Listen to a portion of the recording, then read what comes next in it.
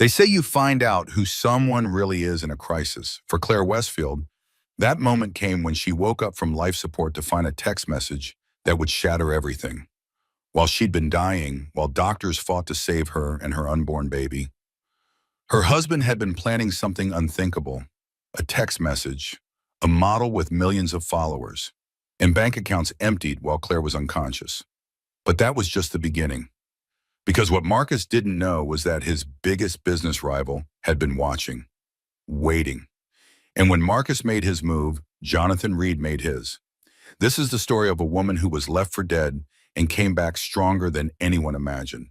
A story of betrayal so calculated it was written in journal entries, of revenge so perfect it didn't need to be planned, and of a second chance that arrived in a $15,000 suit.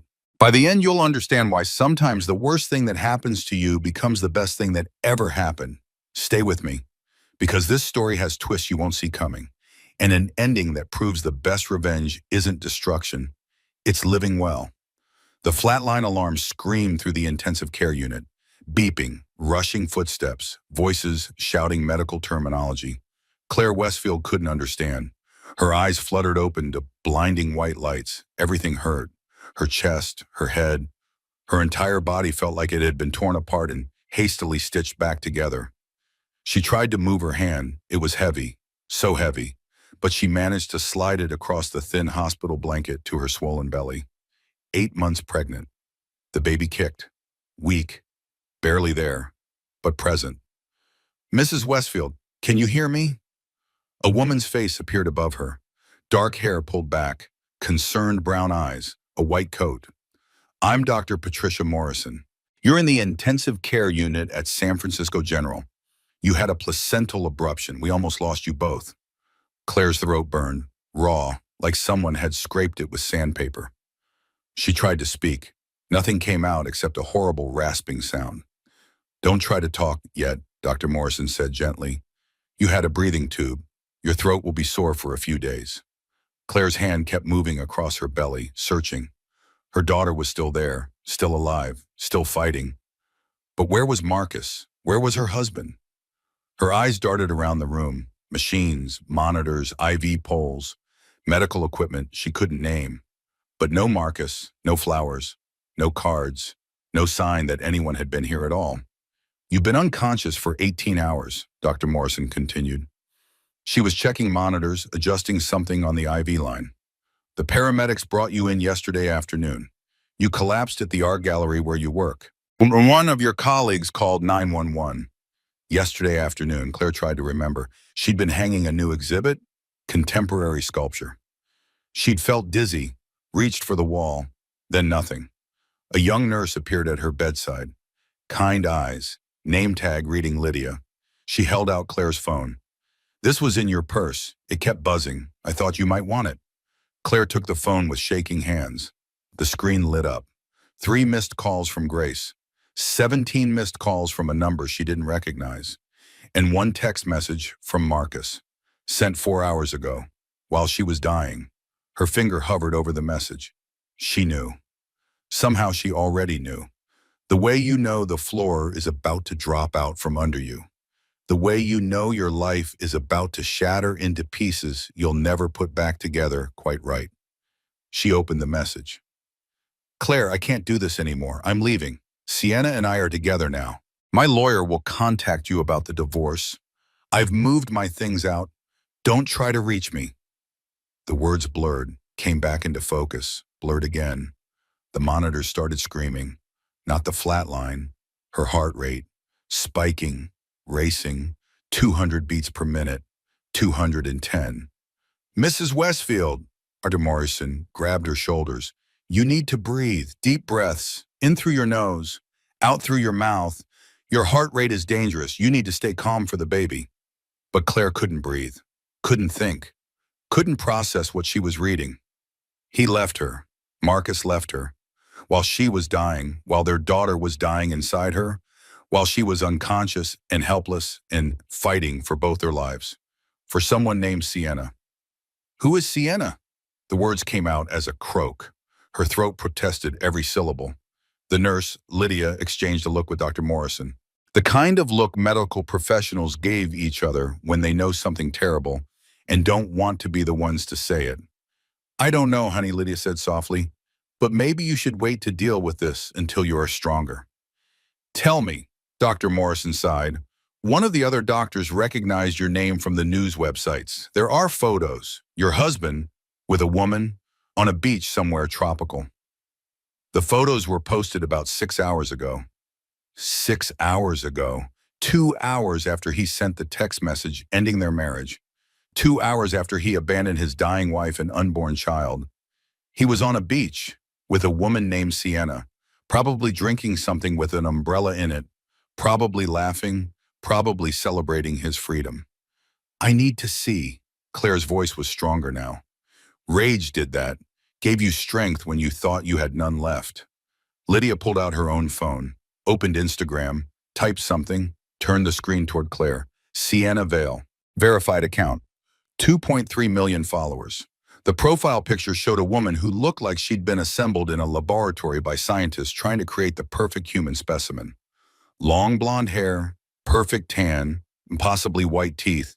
The kind of beauty that made other women feel like they'd somehow failed at being female. The most recent post was from 5 hours ago. A photo of Marcus and Sienna on a white sand beach, ocean behind them, his arm around her tiny waist, her head on his shoulder, both of them smiling like they'd just won the lottery. The caption read, "Finally free to love you openly, no more hiding, no more lies. Just us and our future. Hashtag new beginnings. Hashtag true love. Hashtag blessed." Claire's vision tunneled. The edges of the room went dark. The center stayed bright and sharp. That photo, that caption, those hashtags. No more hiding.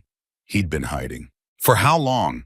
How long had Marcus been fucking a model while Claire had been growing his child? While she'd been suffering through morning sickness and swollen ankles and the constant fear that something would go wrong with this pregnancy? I'm going to be sick. She was, right there in the hospital bed, all over the thin blanket, all over herself. Lydia rushed forward with towels and that sad, knowing expression Claire would come to recognize over the next few weeks. The look that said she'd seen this before. Men who left, women who broke. The oldest story in the world. Dr. Morrison pressed the call button. More nurses appeared. They cleaned her up efficiently, changed her gown, changed the bedding, moved around her like she was a piece of furniture that needed rearranging. Through it all, Claire stared at the ceiling, counting tiles. 17 of them in her field of vision. She counted them again. Still 17. She counted a third time. Same answer. It was a trick her therapist had taught her years ago when she had panic attacks. Count something. Anything. Give your brain a simple task so it doesn't spiral into the dark places. But the dark places were here now. In this room, in that text message, in that Instagram post of her husband with a woman young enough to be his daughter. The baby's heartbeat is stable, Dr. Morrison said after checking the fetal monitor. But you're still at extremely high risk, complete bed rest, constant monitoring. One wrong move and we could lose her. Can I see her on the ultrasound? Dr. Morrison's expression softened. Better, we can move you to a private room with a continuous fetal monitor. You'll hear her heartbeat all the time. Some women find it comforting. They wheeled Claire to a different room 20 minutes later. It was nicer than the ICU, floor-to-ceiling windows overlooking the city, a view of everything she'd lost. The skyline where she'd built a life with a man who'd been planning to destroy her. The nurse attached the fetal monitor. A few seconds later, the sound filled the room. Whoosh, whoosh, whoosh, her daughter's heartbeat. Strong, steady, fighting. Claire pressed both hands to her belly. "We're going to survive this," she whispered. "We have to." The baby kicked. Once. Twice. Like she was answering, like she was saying as she understood. Claire's phone buzzed. A text from Grace. "Oh my God, Claire, I just heard. I'm coming to the hospital right now. Don't look at anything online. Don't read anything. Just wait for me." Too late for that. Claire looked at the phone in her hand. She did something she'd seen in movies but never understood until now. She locked the screen, unlocked it, locked it, unlocked it, locked it. Maybe if she did it enough times, the message would change. The photo would disappear. Her husband would come back. Her life would go back to normal. But it didn't. And he wouldn't.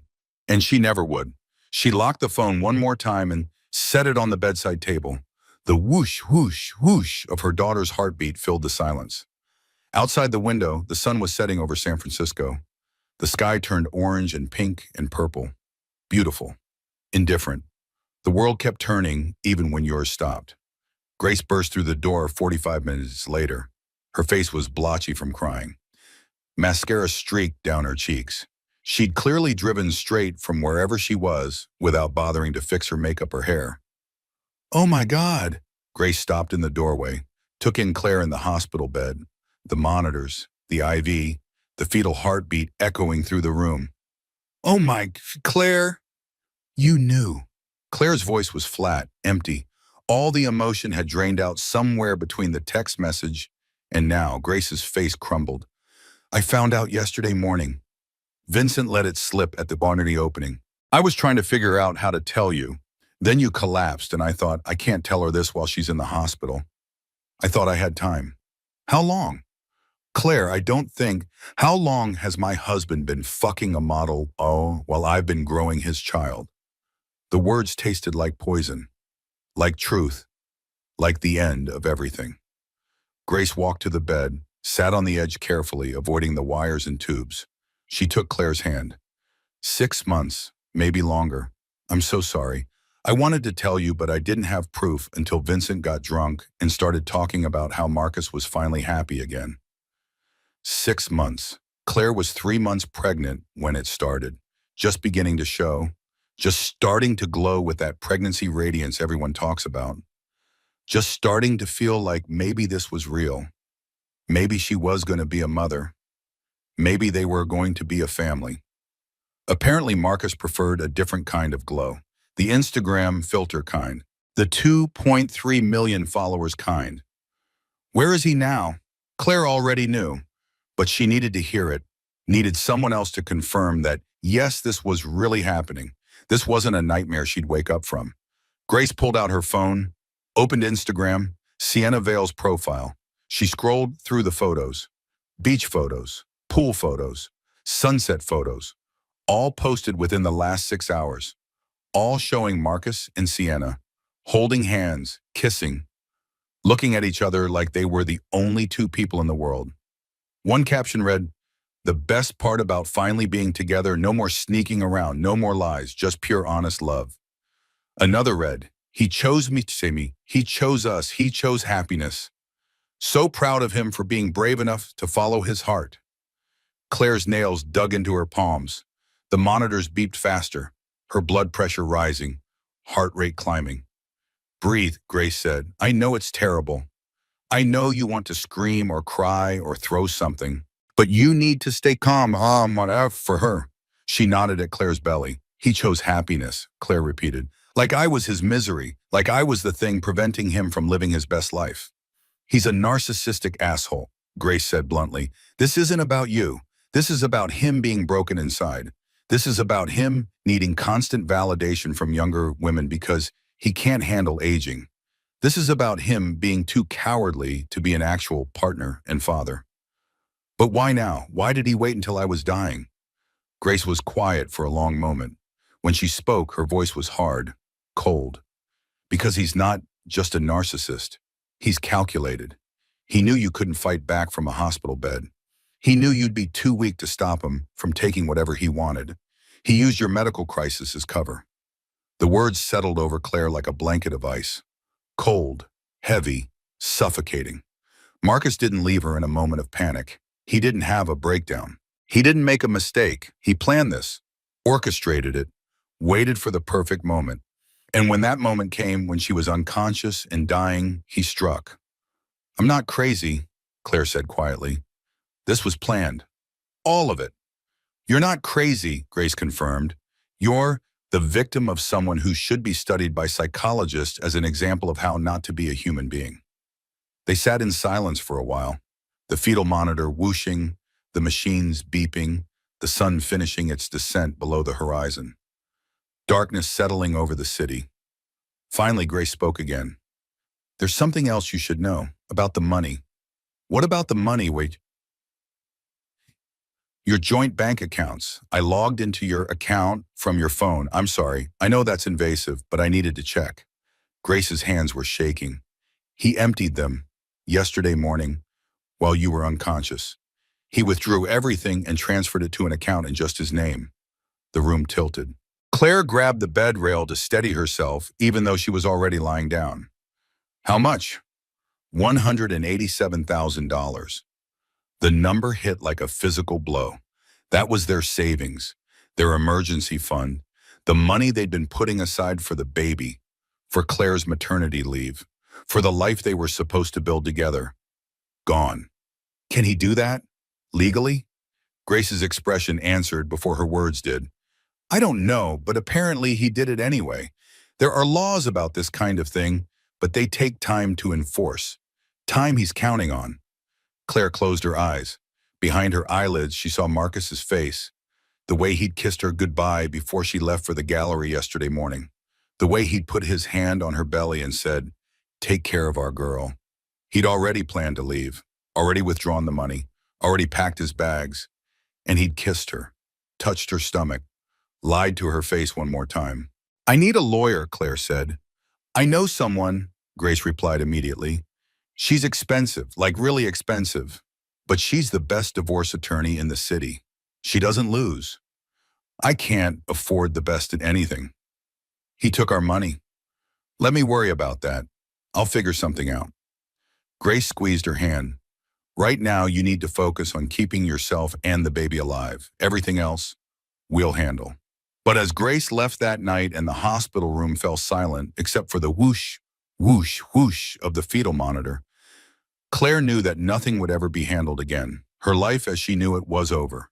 The man she'd loved for 7 years had systematically destroyed everything they'd built, had waited until she was most vulnerable to strike, had abandoned their daughter before she was even born. And she was lying in a hospital bed, unable to walk, unable to work, unable to do anything except listen to her daughter's heartbeat and wonder how the hell she was going to survive this. The phone on the bedside table lit up. Another text from Marcus. My lawyer will contact you next week. Please don't make this difficult. We can end this civilly if you cooperate. Civilly. He'd emptied their bank accounts, abandoned her while she was dying, and fled to St. Bart's with a woman half his age. And he wanted civility. Claire picked up the phone, locked it, unlocked it, locked it, unlocked it, locked it. The message didn't change. Outside her window, San Francisco glittered in the darkness. Millions of lights, millions of lives, people having dinner, watching television, making love, fighting, laughing, crying, living their ordinary lives while hers fell apart. The baby kicked. Claire pressed her hand to the spot. I know, she whispered. It's just us now. But we're going to be okay. Somehow. The words felt like lies, but they were the only ones she had. But that was only the first shock. The second one arrived the next morning in a $15,000 suit. Claire was staring out the window when she heard the knock. Soft, polite, not the way doctors or nurses knocked. They just walked in, usually already talking about whatever test or medication or examination they were about to perform. Come in, she called. The door opened and a man appeared. Tall, early 40s maybe, dark hair going silver at the temples, sharp gray eyes that looked like they missed nothing, a navy suit that probably cost more than Claire's car. She recognized him immediately. Everyone in San Francisco knew Jonathan Reed, tech billionaire. Founded a software company in his garage 20 years ago and turned it into a $5 billion enterprise. Appeared on magazine covers, gave TED Talks, owned half the real estate in Pacific Heights. And he was Marcus's biggest business rival. For the past 5 years, Marcus had talked about Jonathan Reed the way people talk about their nemesis in comic books. Always one step ahead, always outmaneuvering him, always winning the clients Marcus wanted. I'm sorry to intrude. Jonathan's voice was surprisingly gentle. Not what she expected from a man who regularly crushed competitors. I heard about your situation. I wanted to check on you. Claire pulled the hospital blanket higher. She hadn't showered in 2 days, hadn't brushed her hair, probably looked like death warmed over. And here was Jonathan Reed, looking like he'd just stepped out of a board meeting. How did you even get in here? This is the ICU floor. I made a donation to the hospital's maternal health wing. He stayed in the doorway, respectful, not pushing into her space uninvited. Large enough that they gave me visiting privileges. I hope that's not too forward. It was completely forward. It was also the most consideration anyone had shown her in 48 hours. Why are you here? Jonathan stepped inside, closed the door behind him. His expression was carefully neutral, but something flickered in his eyes. Anger. Disgust. I was at the Regency Club last night, the bar on Nob Hill. Do you know it? Claire shook her head. It's where a certain type of successful man goes to celebrate victories and drown sorrows. Last night, Marcus Westfield was there, with his new companion, bragging about his freedom. Jonathan's jaw tightened, about how he'd finally cut loose the anchor dragging him down. He meant you and your daughter. The words landed like slaps, each one stinging, each one confirming what she already knew but hadn't wanted to believe. Marcus had been talking about her, calling her an anchor, celebrating her abandonment, while she lay in a hospital bed fighting for their daughter's life. I see, Claire said quietly. He was drunk, very drunk, loud. Everyone in the club heard him, including several business associates of mine who know that I've always had, he paused, searching for the right words, respect for you from the few times we've met at charity galas. They had met, Claire remembered now, 3 times over the years at various fundraising events. Brief conversations about art and technology, about how the two fields could intersect, about the beauty of innovation. Marcus had always pulled her away quickly from those conversations, possessive, threatened by another successful man showing interest in his wife's thoughts. I don't need pity, Claire said. Her voice came out harder than she intended. Good, I'm not offering it. Jonathan pulled a chair to her bedside, sat down without asking permission. I'm offering information, and possibly help, if you want it. What kind of information? The kind Marcus doesn't want you to know about. The joint accounts he emptied yesterday morning before he left. The investment properties he transferred to his brother's name last week. The retirement fund he cashed out while you were unconscious. All the ways he's been systematically hiding assets so you can't claim them in the divorce. Claire's hand flew to her mouth. That's our money. I worked. I contributed. I have rights to... Not anymore. He moved very fast, very efficiently. While you were on life support, he was with his lawyer liquidating everything that wasn't nailed down. Jonathan leaned forward. I had my people look into it this morning. He's been planning this for months, maybe longer. This wasn't a sudden decision. This was a coordinated financial attack. The betrayal deepened, became 3-dimensional, developed layers upon layers. Marcus didn't wake up one day and decide to leave. He didn't have a moment of weakness. He didn't fall into Sienna's arms during a vulnerable moment. He planned this, prepared for it, moved pieces into position. And when Claire was at her most vulnerable, when she was literally dying, he executed his plan. Why are you telling me this? Claire asked. Jonathan stood, walked to the window, looked out at the city the same way Claire had been looking at it for 2 days. Because Marcus Westfield is a coward and a thief, and because I've watched you for 5 years at those charity galas, stuck by his side while he talked over you, dismissed your thoughts, treated you like an accessory he'd purchased to make himself look more sophisticated. His reflection in the window was sharp, angry. You deserve better then. You deserve better now. You don't know me. I know you were building something beautiful at the gallery before you got pregnant. I know you single-handedly negotiated the Anders Collection acquisition. I know Marcus took credit for your connections to the art world while you stood there smiling and pretending you didn't mind. Jonathan turned back to face her. I know more than you think.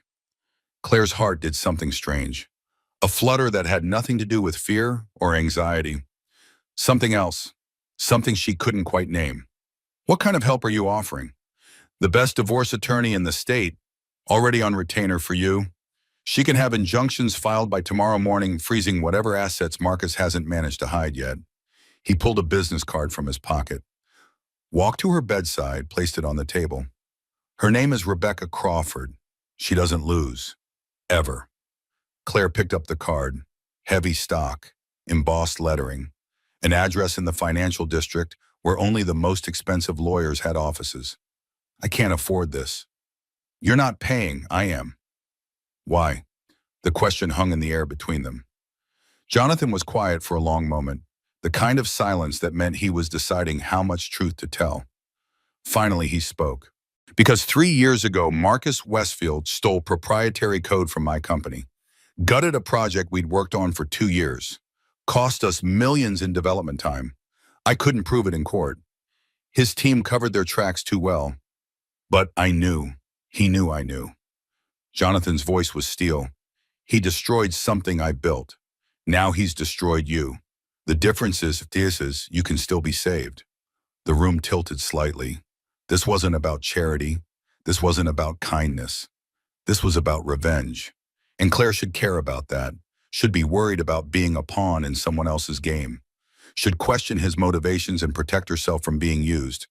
But right now, with her daughter's heartbeat whooshing through the monitor and her husband partying in St. Bart's with a woman who probably didn't know the difference between Monet and Manet, she didn't care about motivation. She cared about survival. When can I meet this attorney? Claire asked. Jonathan smiled. It was the first genuine expression she'd seen on his face since he walked in.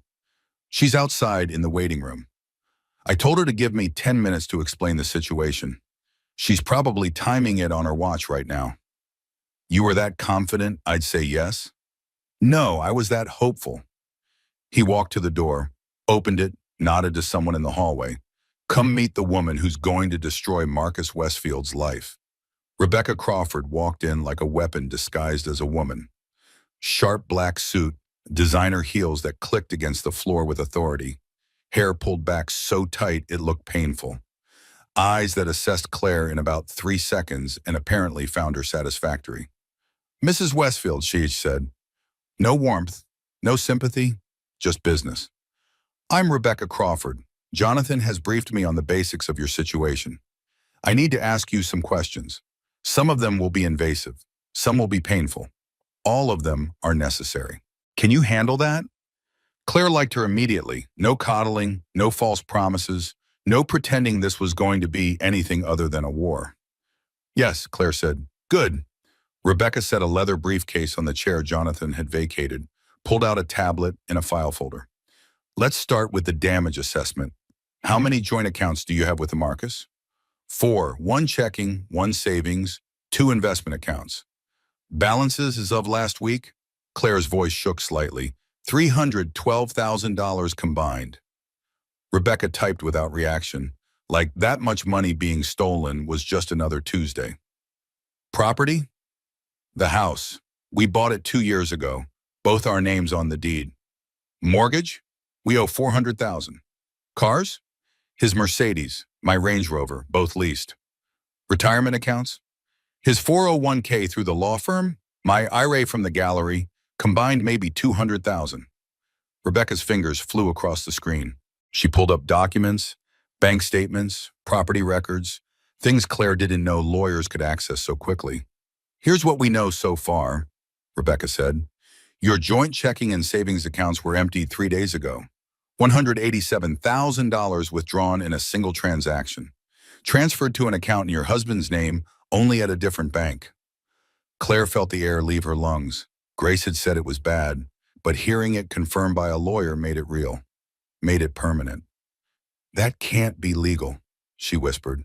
It's not, but it takes time to prove. Time to file motions, time to get court orders, time he is counting on you not having. Rebecca swiped to another screen. The investment accounts were liquidated yesterday morning, another $125,000, also transferred to his personal account. What about my IRA? Untouched, it's in your name only. He can't access it without your signature or a court order.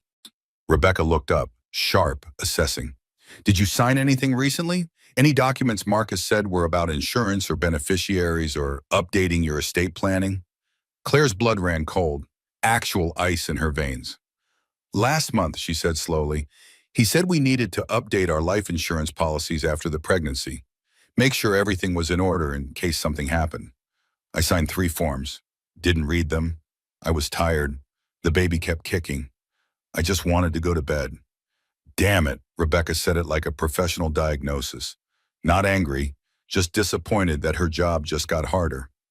He probably got you to sign a spousal waiver on your retirement account, or a document giving him power of attorney, or both. I'll need to see those papers. They're at the house, in his office, in the file cabinet. The house you no longer have access to because he changed the locks. How convenient. Rebecca set down the tablet, folded her hands. Looked Claire directly in the eye. Here's the reality, Mrs. Westfield. Your husband has been planning this for months, maybe even longer. He systematically positioned assets, got necessary signatures, prepared for his exit, and then he waited for the perfect moment. Your medical crisis gave him cover for cruelty. No one questions a man who leaves during a difficult time. They just assume the stress got to him.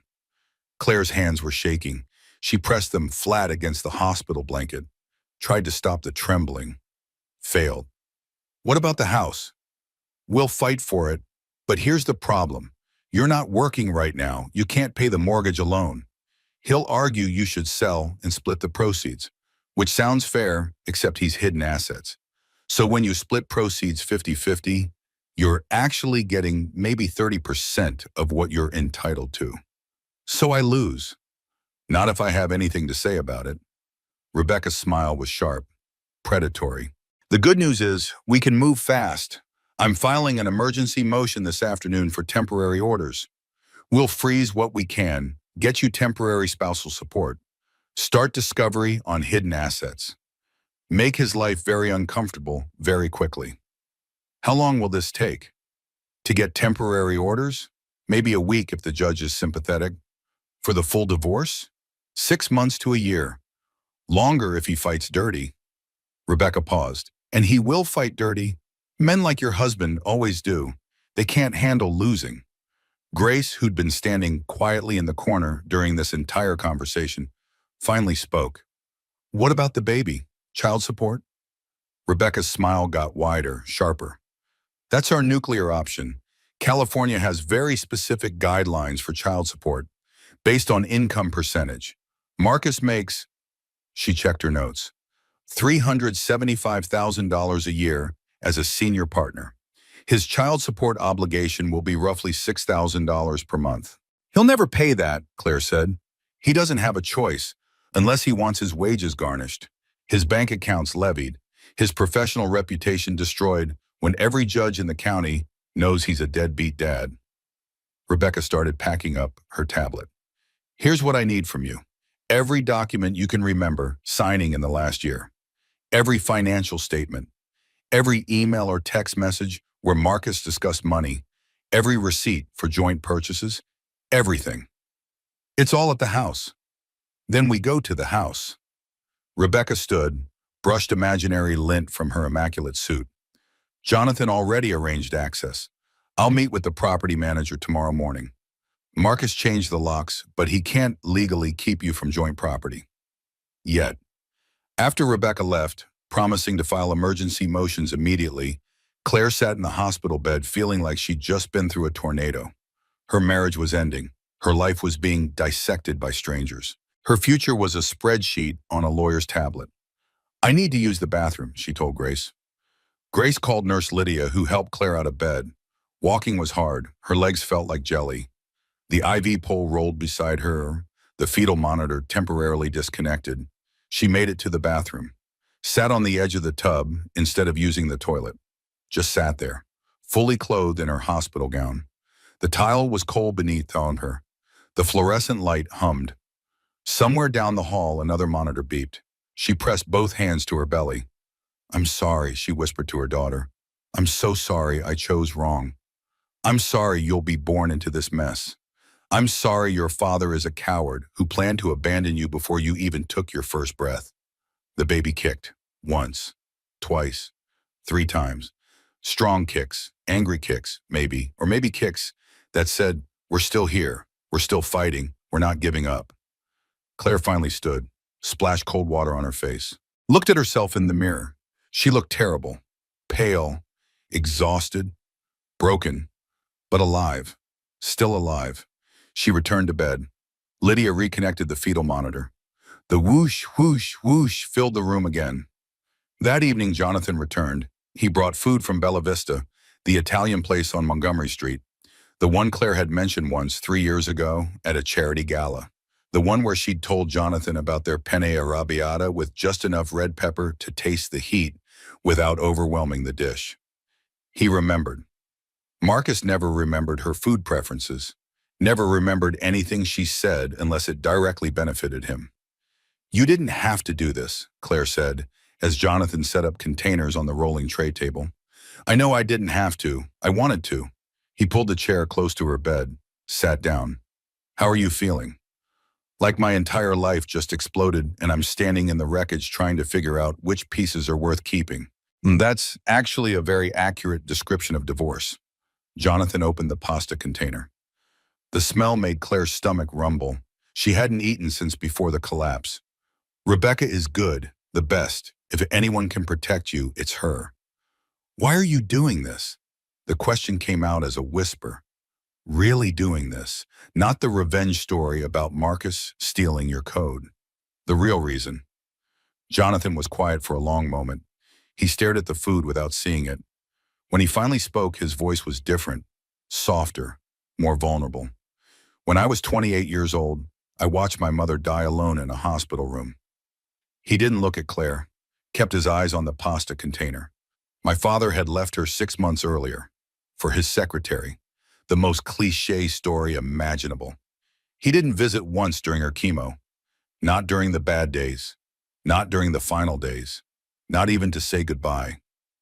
Jonathan, She died thinking she'd failed, that she wasn't pretty enough, smart enough, interesting enough, that his leaving was somehow her fault.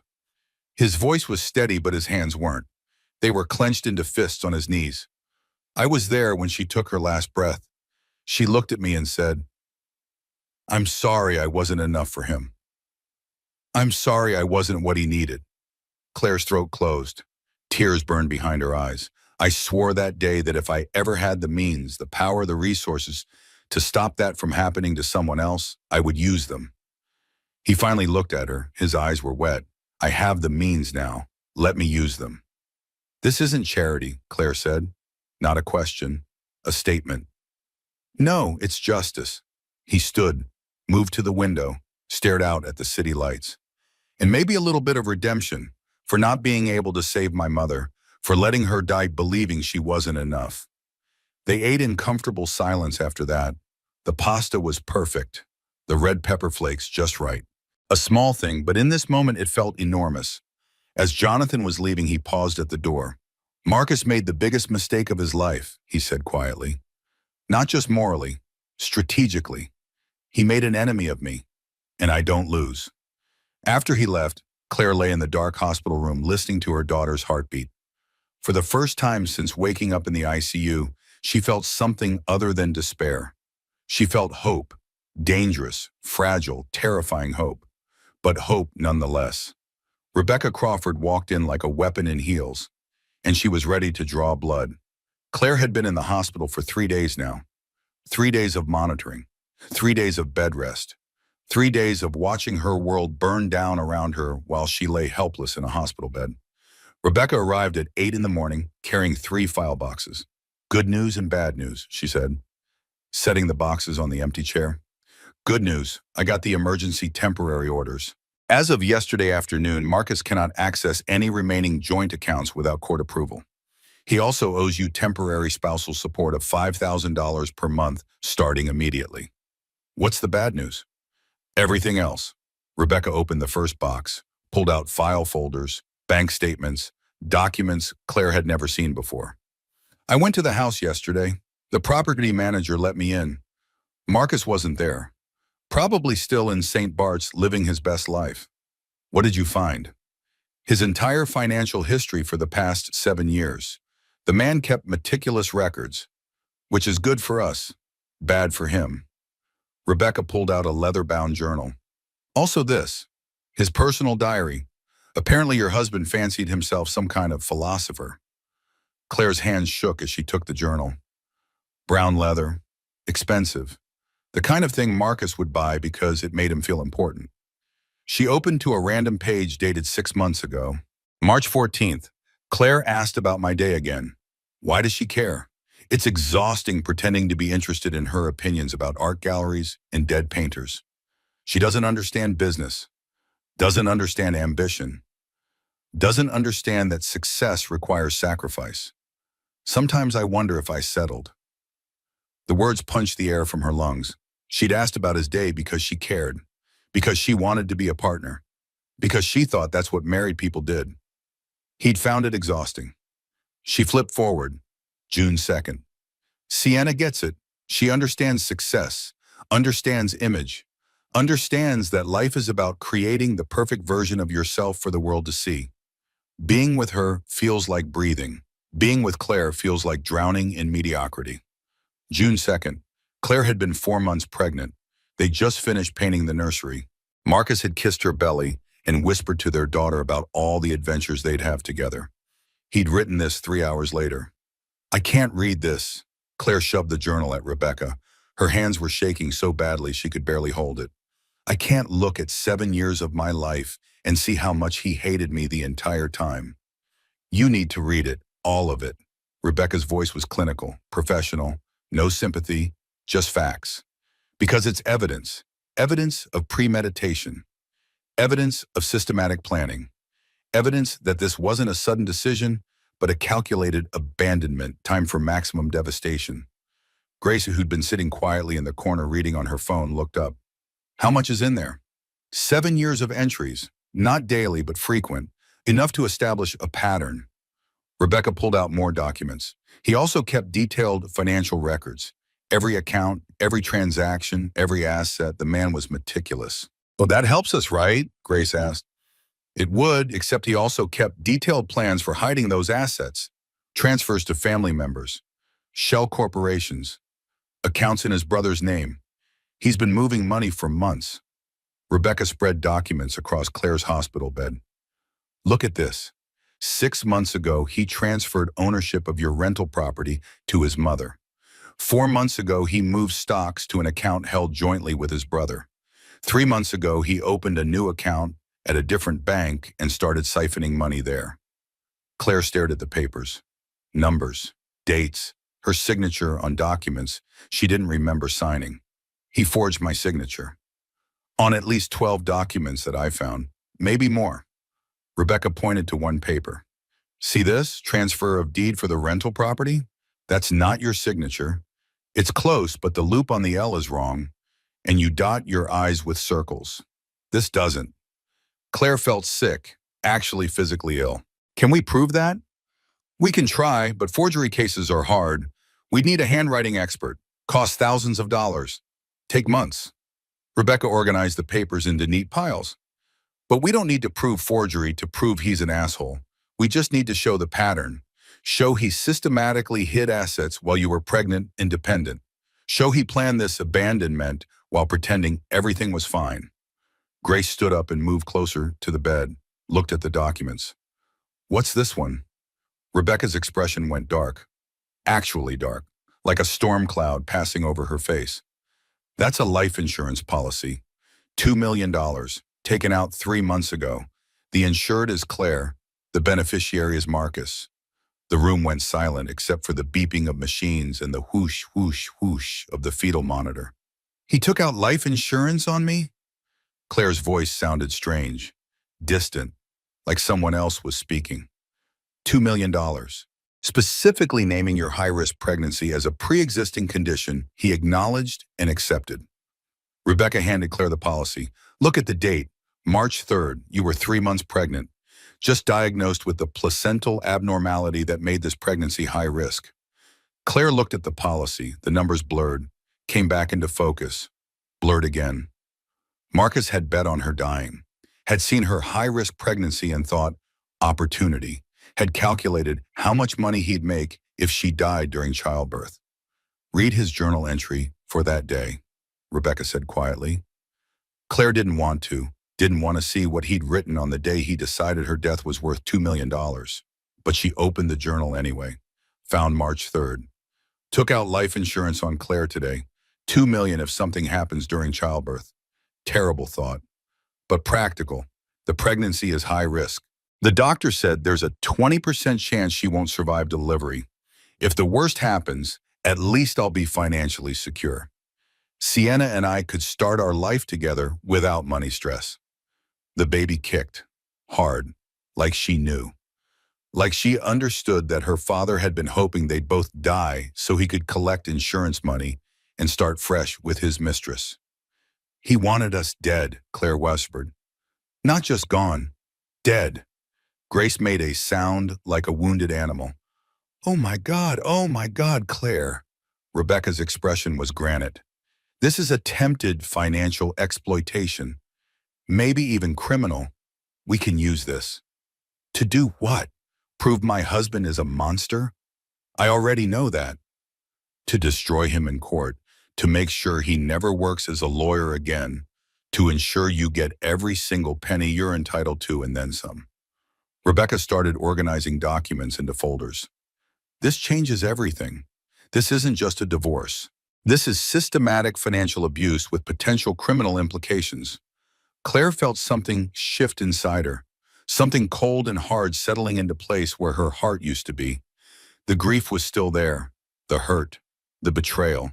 But underneath it all was something new, rage, pure, cold, calculated rage. I want him to lose everything, she said. Her voice didn't sound like her own. His money, his reputation, his career, everything. Good, Rebecca said, because that's exactly what we're going to take. Claire did that thing she always did when overwhelmed. She counted ceiling tiles, 17, floor tiles visible from the bed, 23, buttons on Rebecca's suit jacket, 6, files in the box, 14. It didn't help. The numbers didn't make anything better, but they gave her brain something to do other than spiral into the darkness. After Rebecca left to file additional motions, Claire asked Lydia to help her to the bathroom again. She sat on the edge of the tub, fully clothed, cold tile beneath her, fluorescent light humming overhead. The fetal monitor's sound echoed from the other room. Whoosh, whoosh, whoosh. She pressed both hands to her belly. Your father took out a life insurance policy hoping we'd die, she whispered. He bet $2 million on our deaths. That's who he is. That's what we're dealing with. The baby kicked, strong, insistent. I know, Claire continued. We're still here. We're still fighting. And we're going to make sure he regrets every single decision that led to this moment. She stayed in the bathroom for 15 minutes. Grace knocked twice. Claire told her she was fine. She wasn't fine, but she would be, eventually. When she came back to bed, Jonathan was there. He'd brought dinner again, Thai food this time, from the place near her old apartment, the one she'd lived in before Marcus convinced her to move into his place in Pacific Heights. How did you know I like Thai food, she asked. You mentioned it 4 years ago at the museum gala.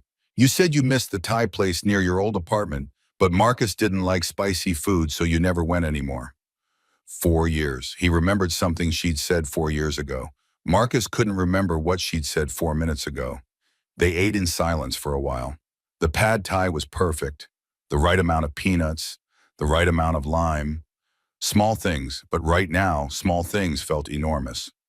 Rebecca showed me the journal, Jonathan finally said, and the life insurance policy. So now you know, my husband didn't just want to leave me. He wanted me dead. I know he's a monster, and I know we're going to destroy him. Jonathan's voice was steel. When Rebecca first told me about the life insurance, I wanted to fly to St. Bart's, find him on that beach, throw him into the ocean. Let him see what drowning actually feels like. But you didn't. No, because that would be satisfying for about 5 minutes. What I'm planning will be satisfying for decades. He looked at her directly. We're going to take everything from him, Claire. His money, his reputation, his career, his dignity, everything, and we're going to do it legally, methodically, with maximum devastation. Why? The question came out smaller than she intended. Why do you care so much? This can't just be about revenge for stolen code. Jonathan was quiet for a long moment. When he spoke, his voice was different, vulnerable in a way she hadn't heard before. My mother died believing she wasn't enough, that my father left because she failed somehow. I couldn't save her, couldn't convince her that his leaving was about him being broken, not about her being insufficient. He met her eyes. But I can save you, can make sure you never doubt your worth, can prove that Marcus leaving says everything about him and nothing about you. Claire's throat closed. Tears burned behind her eyes, but she refused to let them fall. Not yet. She'd fallen apart enough for one day. Thank you, she whispered, for seeing me, for remembering things I said years ago, for caring when my own husband doesn't. He's an idiot, Jonathan said simply, and he's about to find out exactly what it costs to underestimate you. That night, after Jonathan left and Grace went home to get some sleep, Claire lay in the dark hospital room and did something she never thought she'd do. She read Marcus's entire journal. Every page, every entry, every casual cruelty, every calculation, every assessment of her worth. 7 years of their relationship through his eyes. 7 years of him cataloging her failures, her inadequacies, all the ways she didn't measure up to his standards. September 12th, Claire wants to go to that gallery opening. I said no. She doesn't understand that networking with artists won't help my career. She doesn't get it. December 20th, Claire's upset I'm working late again. Doesn't she understand I'm building our future? Her needs are exhausting. February 8th, Claire asked if we could try for a baby. I said yes, even though I don't want children. But it makes her happy, and happy wives are easier to manage. On, page after page, year after year. He'd never loved her. Not really. She'd been a project, a possession, something to manage and mold and control. But there was one entry that stood out, written 2 weeks ago, right before the collapse. Almost time. Everything's in place. Accounts moved, property transferred, Sienna's ready, just waiting for the right moment. The pregnancy complications might actually work in my favor. If something happens, the insurance pays out. If nothing happens, I use her medical crisis as cover for leaving. Either way, I win. The hardest part is admitting I knew all along. I knew Diane hated me. I knew Marcus prioritized his mother's opinion over mine. I knew their relationship was unhealthy. I just didn't want to believe I'd married a man who would always choose mommy over me, or that he was capable of this level of calculated cruelty. Claire closed the journal, set it on the bedside table, stared at the ceiling. She should feel destroyed, should feel like her entire life had been a lie. Instead, she felt something different. Clarity.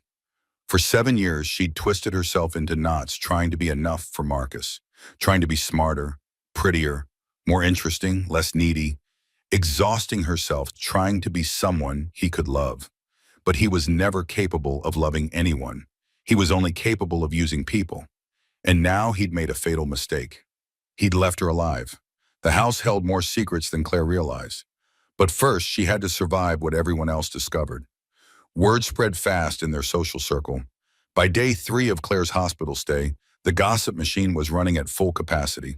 Marcus and Sienna were Instagram official. Photos flooded social media every few hours. Beach photos, pool photos, candlelit dinner photos, all with captions about new beginnings and true love and finally being free.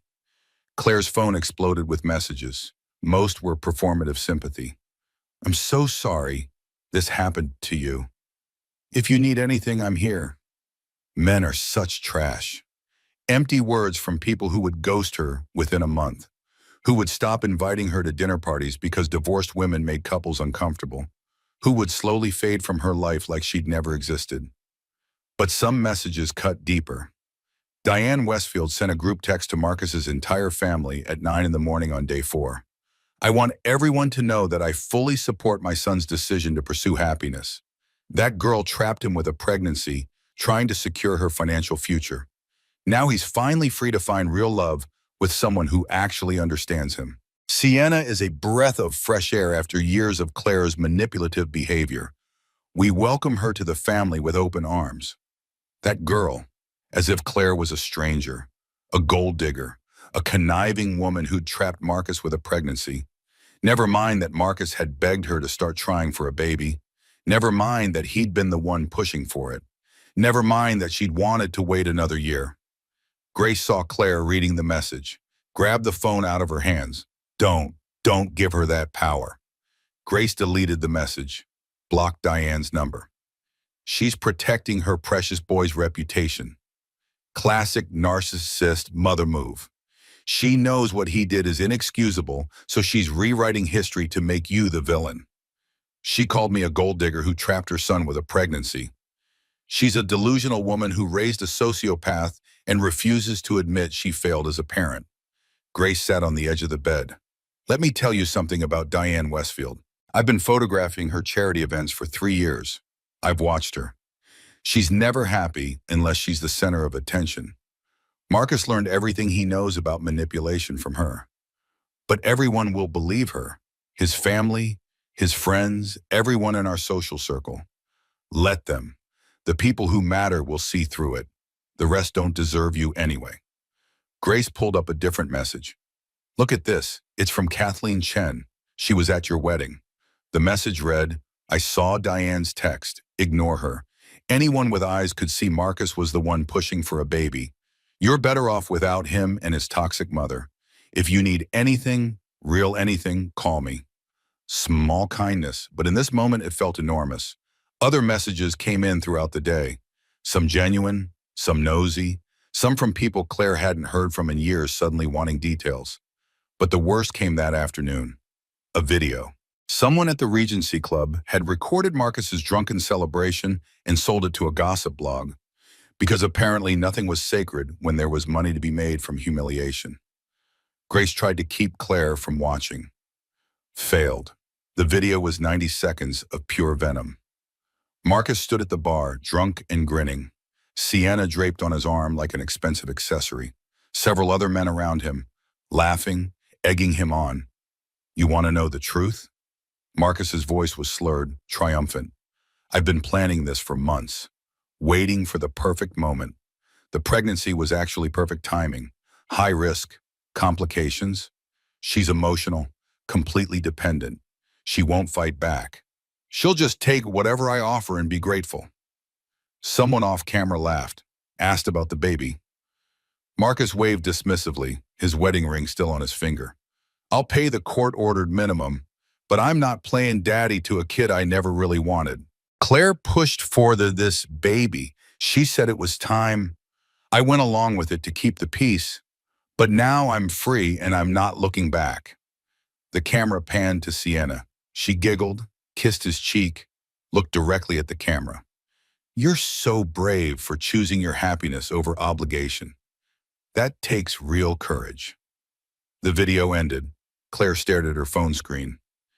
He said he never wanted the baby, said it on camera, for everyone to hear, for their daughter to someday see. The monitor started beeping, blood pressure spiking, heart rate climbing. Dr. Morrison rushed in. What happened? Grace showed her the video without a word.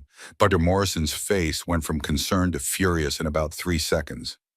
Turn that off now, Claire. I need you to breathe. Deep breaths. Your blood pressure is dangerously high.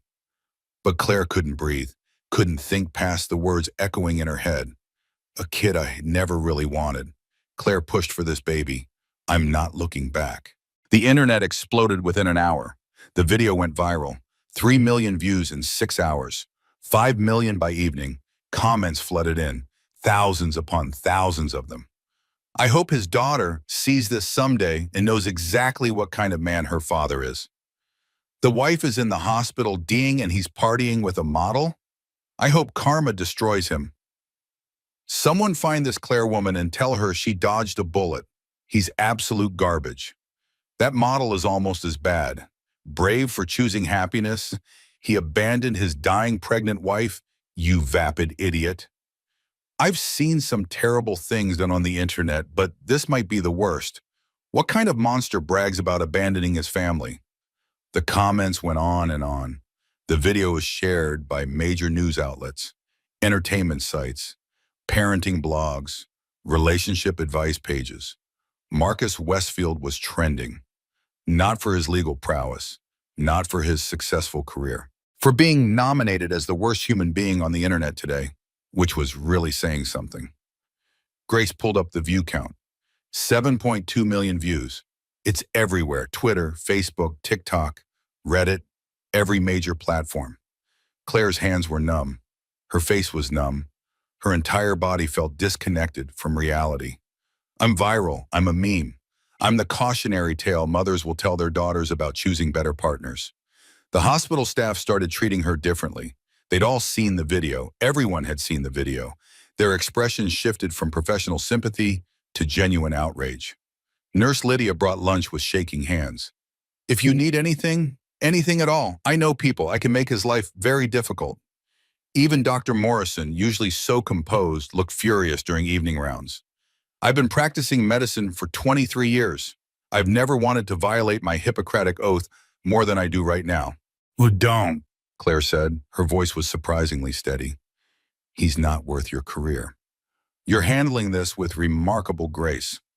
No, I'm in shock. There's a difference. Claire gestured at her phone, which hadn't stopped buzzing with notifications. Tomorrow I'll probably cry for 6 hours straight. Today I'm just numb. But the numbness cracked when Rebecca called an emergency meeting. She arrived within an hour, tablet in hand, expression grim. We need to pivot strategy. This video changes everything. How? Public opinion is on your side, completely, overwhelmingly, which means we can use pressure beyond the courtroom. Rebecca pulled up a document. I've drafted a statement for you to release. Nothing vengeful, nothing angry, just facts, truth, dignity. I don't want to make a statement. I don't want to be public about this. I understand, but silence will be interpreted as weakness. Marcus is controlling the narrative. He's painted himself as a man bravely choosing happiness over obligation. You need to paint the reality. A man who abandoned his dying wife and unborn child. A man who admitted on camera he never wanted his daughter. The video already says that. The video is him drunk at a bar. Your statement would be you, calm, dignified, telling your truth directly. Rebecca handed her the tablet. Read it. If you hate it, we don't release it. But I think you need to tell your side. Claire read the draft statement. Once, twice, 3 times. By the 4th time, she was crying. It was perfect. Not angry, not bitter, just true. When do we release it? She asked. Tomorrow morning, when people are commuting to work, checking social media, looking for updates. Rebecca took back the tablet. It'll go viral within minutes, I guarantee it. That night at 3 in the morning, Claire had her breakdown, the one she'd been holding back, the one building like a tsunami behind a dam. It started with tears, silent at first, then racking sobs that shook the hospital bed. Nurse Lydia heard it during rounds, didn't say anything, just sat in the chair next to the bed and held Claire's hand while she fell apart. He said he never wanted the baby. The words came out between gasping sobs. He said it on camera, for everyone to hear, for her to someday see. How do I tell my daughter that her father publicly declared she was unwanted before she was even born? You tell her that her father is a small, broken man who couldn't recognize the gift he was given. Lydia's grip tightened on Claire's hand. You tell her she was so loved by her mother that you fought through hell to bring her into the world. But the whole world knows now. There's video evidence, permanent record. She'll grow up knowing her father wished she didn't exist. No. She'll grow up knowing her father is an idiot who lost the 2 most important people in his life because he couldn't see past his own selfishness. Lydia adjusted Claire's pillows. My father left when I was 3, told my mom he never wanted kids. She told me when I turned 18. You know what I realized? His rejection said everything about him and nothing about me. That's different. There wasn't video evidence of it. Actually, there was. Home videos, Christmas mornings where he looked miserable, birthday parties where he couldn't be bothered to show up. My mom kept them all. She showed me when I was old enough. Lydia smiled sadly. And you know what? It helped, because I could see with my own eyes that he was incapable of love. Not just love for me, love for anyone, including himself. Claire hiccuped a laugh through tears. You're saying I should show her the video? When she's old enough? Maybe. Let her see exactly who he is.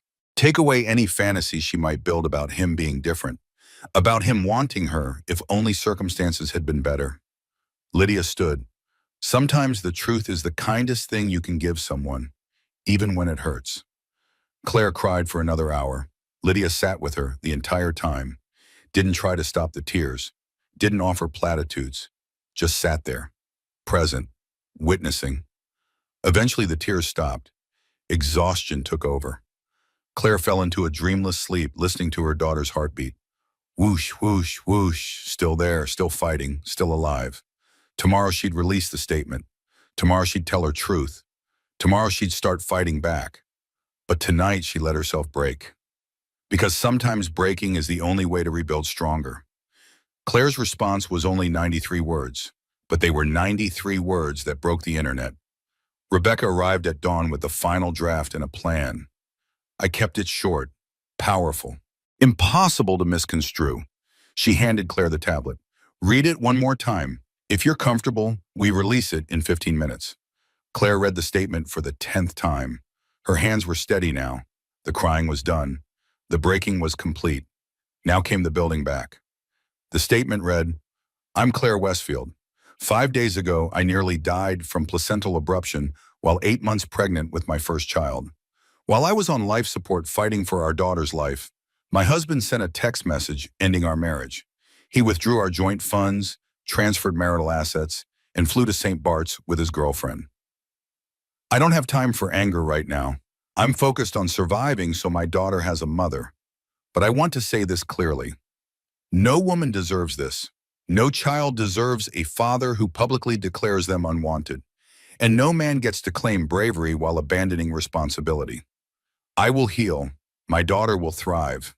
And Marcus Westfield will have to live with his choices forever. To everyone who has sent support, thank you. To every woman who has been left during a crisis, you are not alone. We are stronger than the men who underestimated us. It's perfect, Claire whispered. When do we post it? Now. Rebecca pulled out her phone, opened a newly created social media account in Claire's name, typed the statement, attached a simple photo of Claire from before the pregnancy, looking healthy, happy, strong. Ready? Claire nodded. Rebecca hit post. They waited. 15 seconds. 30. A minute. The first share came at 90 seconds. Then another. Then 10. Then 100. By 5 minutes, the statement had been shared 5,000 times. By 10 minutes, major news outlets were picking it up. By 30 minutes, Claire Westfield was trending globally. The response was overwhelming. Comments flooded in, thousands upon thousands of them. And they weren't just sympathy, they were solidarity. My husband left me during chemo, told our friends I was too depressing to be around. I understand, Claire, I see you. Mine waited until I was 7 months pregnant to admit he'd been cheating for 2 years. You're not alone. I thought I was the only one. Thank you for showing me I'm not. Thank you for speaking up. This woman is stronger than every man who has ever abandoned a woman in crisis combined. Claire Westfield just became my hero. She's dying, pregnant, abandoned, and she still manages to be more dignified than her ex-husband could ever dream of being. The comments became a movement. Women sharing their stories, supporting each other, creating a collective voice that drowned out the trolls and the Marcus defenders. Because there were Marcus defenders. Of course there were. She probably deserved it. Women always play victim. Maybe he left because she was crazy. Pregnant women are emotional. Gold digger trying to steal his money through public sympathy. But for every defender, there were 100 women shutting them down. Found the guy who's never been in a healthy relationship. Tell us you abandon women without telling us you abandon women. The misogyny is strong with this one. Blocked. Grace read comments aloud, alternating between crying and laughing. Listen to this one. Claire Westfield wrote 93 words and destroyed her ex-husband more thoroughly than any lawyer ever could. Even Sienna's Instagram got flooded. Her carefully curated photos of beach sunsets and designer handbags were now bombarded with comments. How does it feel to be with a man who abandoned his dying wife. The karma is coming, honey, and it won't be Instagram filter pretty. You're not brave. You're complicit in cruelty. I hope you're worth destroying a family over. Spoiler, you're not. Sienna made her account private within 6 hours. Too late. Screenshots were everywhere. Her follower count started dropping. Brands started quietly removing her from campaigns. The gossip sites had new headlines by afternoon. Abandoned wife's dignified response puts cheating husband to shame. Claire Westfield's statement is everything we need to hear. Model Sienna Vale faces backlash after role in pregnancy abandonment. Jonathan visited that evening, found Claire sitting in the dark, just sitting, staring out at the city lights, not crying, not sleeping, just existing in the space between catastrophe and survival. You okay? He asked quietly. I don't know, she answered honestly. I don't know what okay feels like anymore.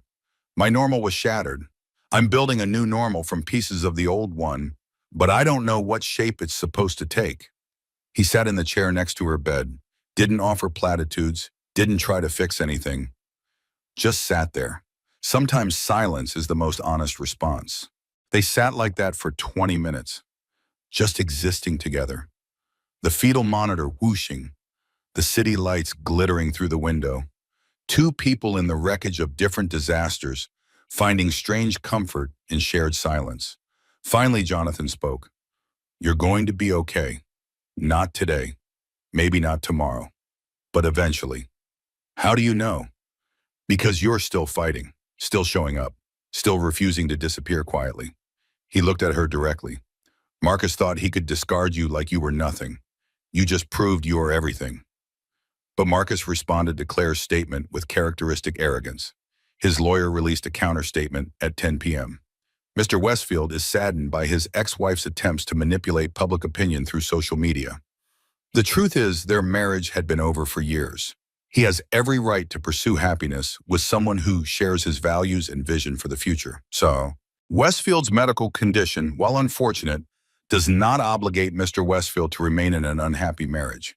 He intends to fulfill his legal obligations to his child while maintaining appropriate boundaries with his former spouse.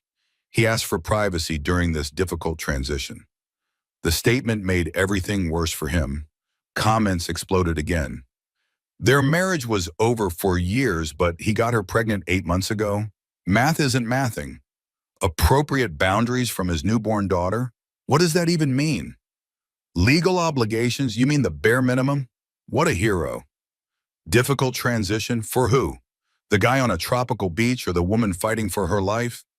Even his own lawyer seemed to realize the optics were terrible because they followed up 30 minutes later with a clarification. To clarify, Mr. Westfield is committed to being a present father. He simply needs time to process this difficult situation before resuming regular contact. Time to process on a beach in St. Bart's. Got it. He had plenty of time to process while draining bank accounts and planning his escape. This lawyer should be fired. They're making their client look worse with every statement. The law firm where Marcus worked as a senior partner released their own statement the next morning. We are reviewing the situation involving Marcus Westfield. His personal matters do not reflect the values of our firm. We will be conducting an internal review to ensure all professional standards have been maintained. Rebecca practically cackled when she read it. They're going to fire him or force him to resign. This is unprecedented.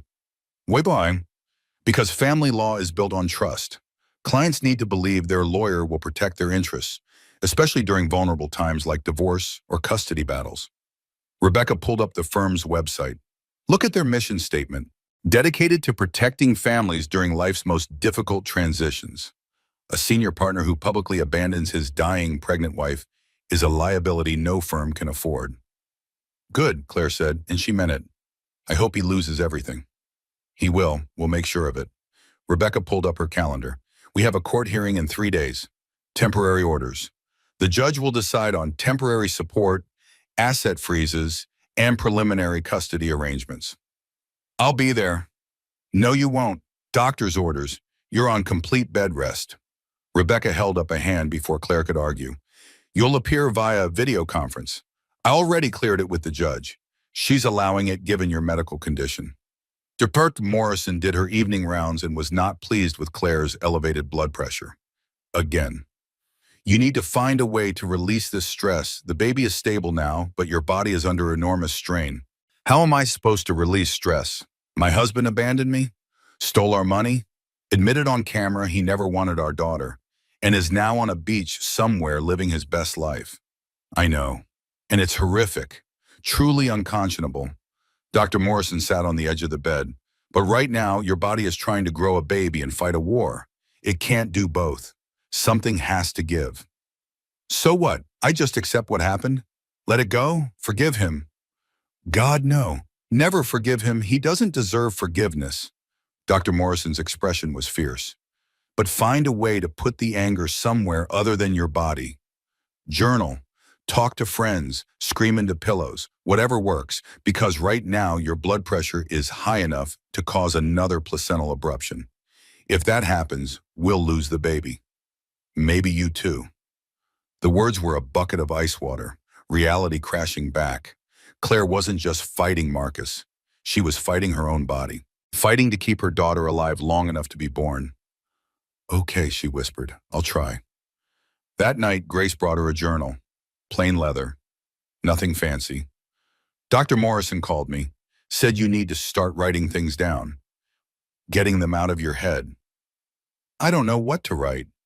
Anything, everything. It doesn't have to be profound, just true.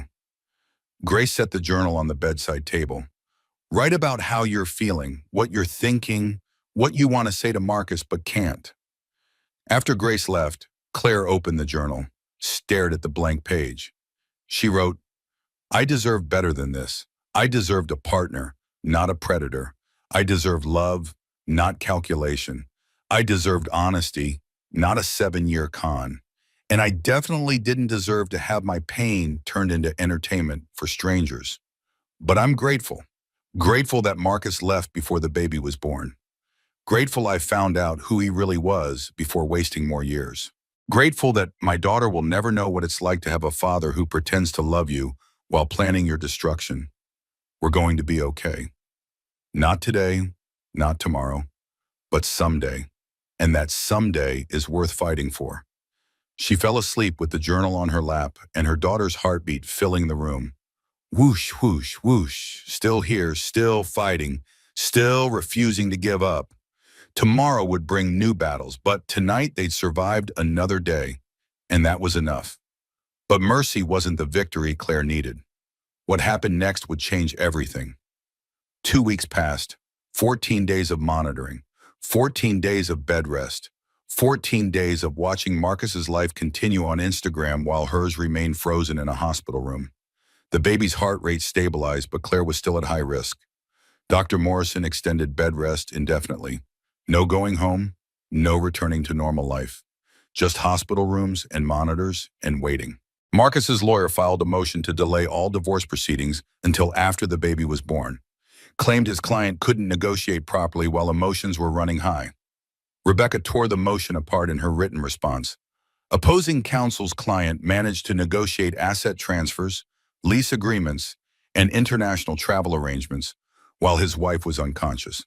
He can certainly negotiate a fair divorce settlement now that she's awake. This is a transparent attempt to delay inevitable consequences. The judge agreed. Proceedings would continue. Then Marcus made his biggest mistake. He showed up at the hospital, not to see Claire, not to apologize, to serve her with papers demanding a paternity test. Security stopped him in the main lobby. Grace happened to be there, arriving for her daily visit. She recorded everything on her phone. I need to see my wife. Marcus looked terrible, unshaven, eyes red-rimmed. The tropical vacation glow had faded. He wore wrinkled clothes and had clearly been drinking. Ex-wife, Grace corrected, stepping between Marcus and the elevators. And no, you don't. You're not on her visitor list. I'm the father of her baby. Are you? Because I thought you weren't sure. Something about a paternity test. Grace's voice dripped poison, every word calculated to wound. Funny how you were certain enough when you were getting her pregnant, but now that child support is on the table, suddenly you have doubts. Marcus's face flushed red. That baby might not be mine. Claire had opportunities. She traveled for work. She has male colleagues. She could have. Don't you dare finish that sentence. Grace stepped closer, phone still recording. She has a phone that tracks her location, credit card statements showing she was never anywhere except work and home. You want to see them? Because we have them. All of them. You have no right to. Your soon-to-be ex-wife's lawyer has every right. Discovery is a beautiful thing. Grace pulled out her own phone, showed him something on the screen. But you know what else we have? Receipts from hotels across the city, charges to your credit card for 2 dinners, 2 bottles of champagne, while your pregnant wife was home alone thinking you were working late. The color drained from Marcus's face. Those are confidential financial records. You can't access, except we did, legally, through proper channels. Every hotel, every dinner, every time you told Claire you were working late while you were actually with Sienna. Grace turned the phone to show security guards, who were now very interested in this conversation.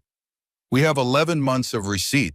Want to guess how many coincide with nights you told your wife you were at the office? Marcus grabbed for the phone. Grace stepped back. Security moved forward.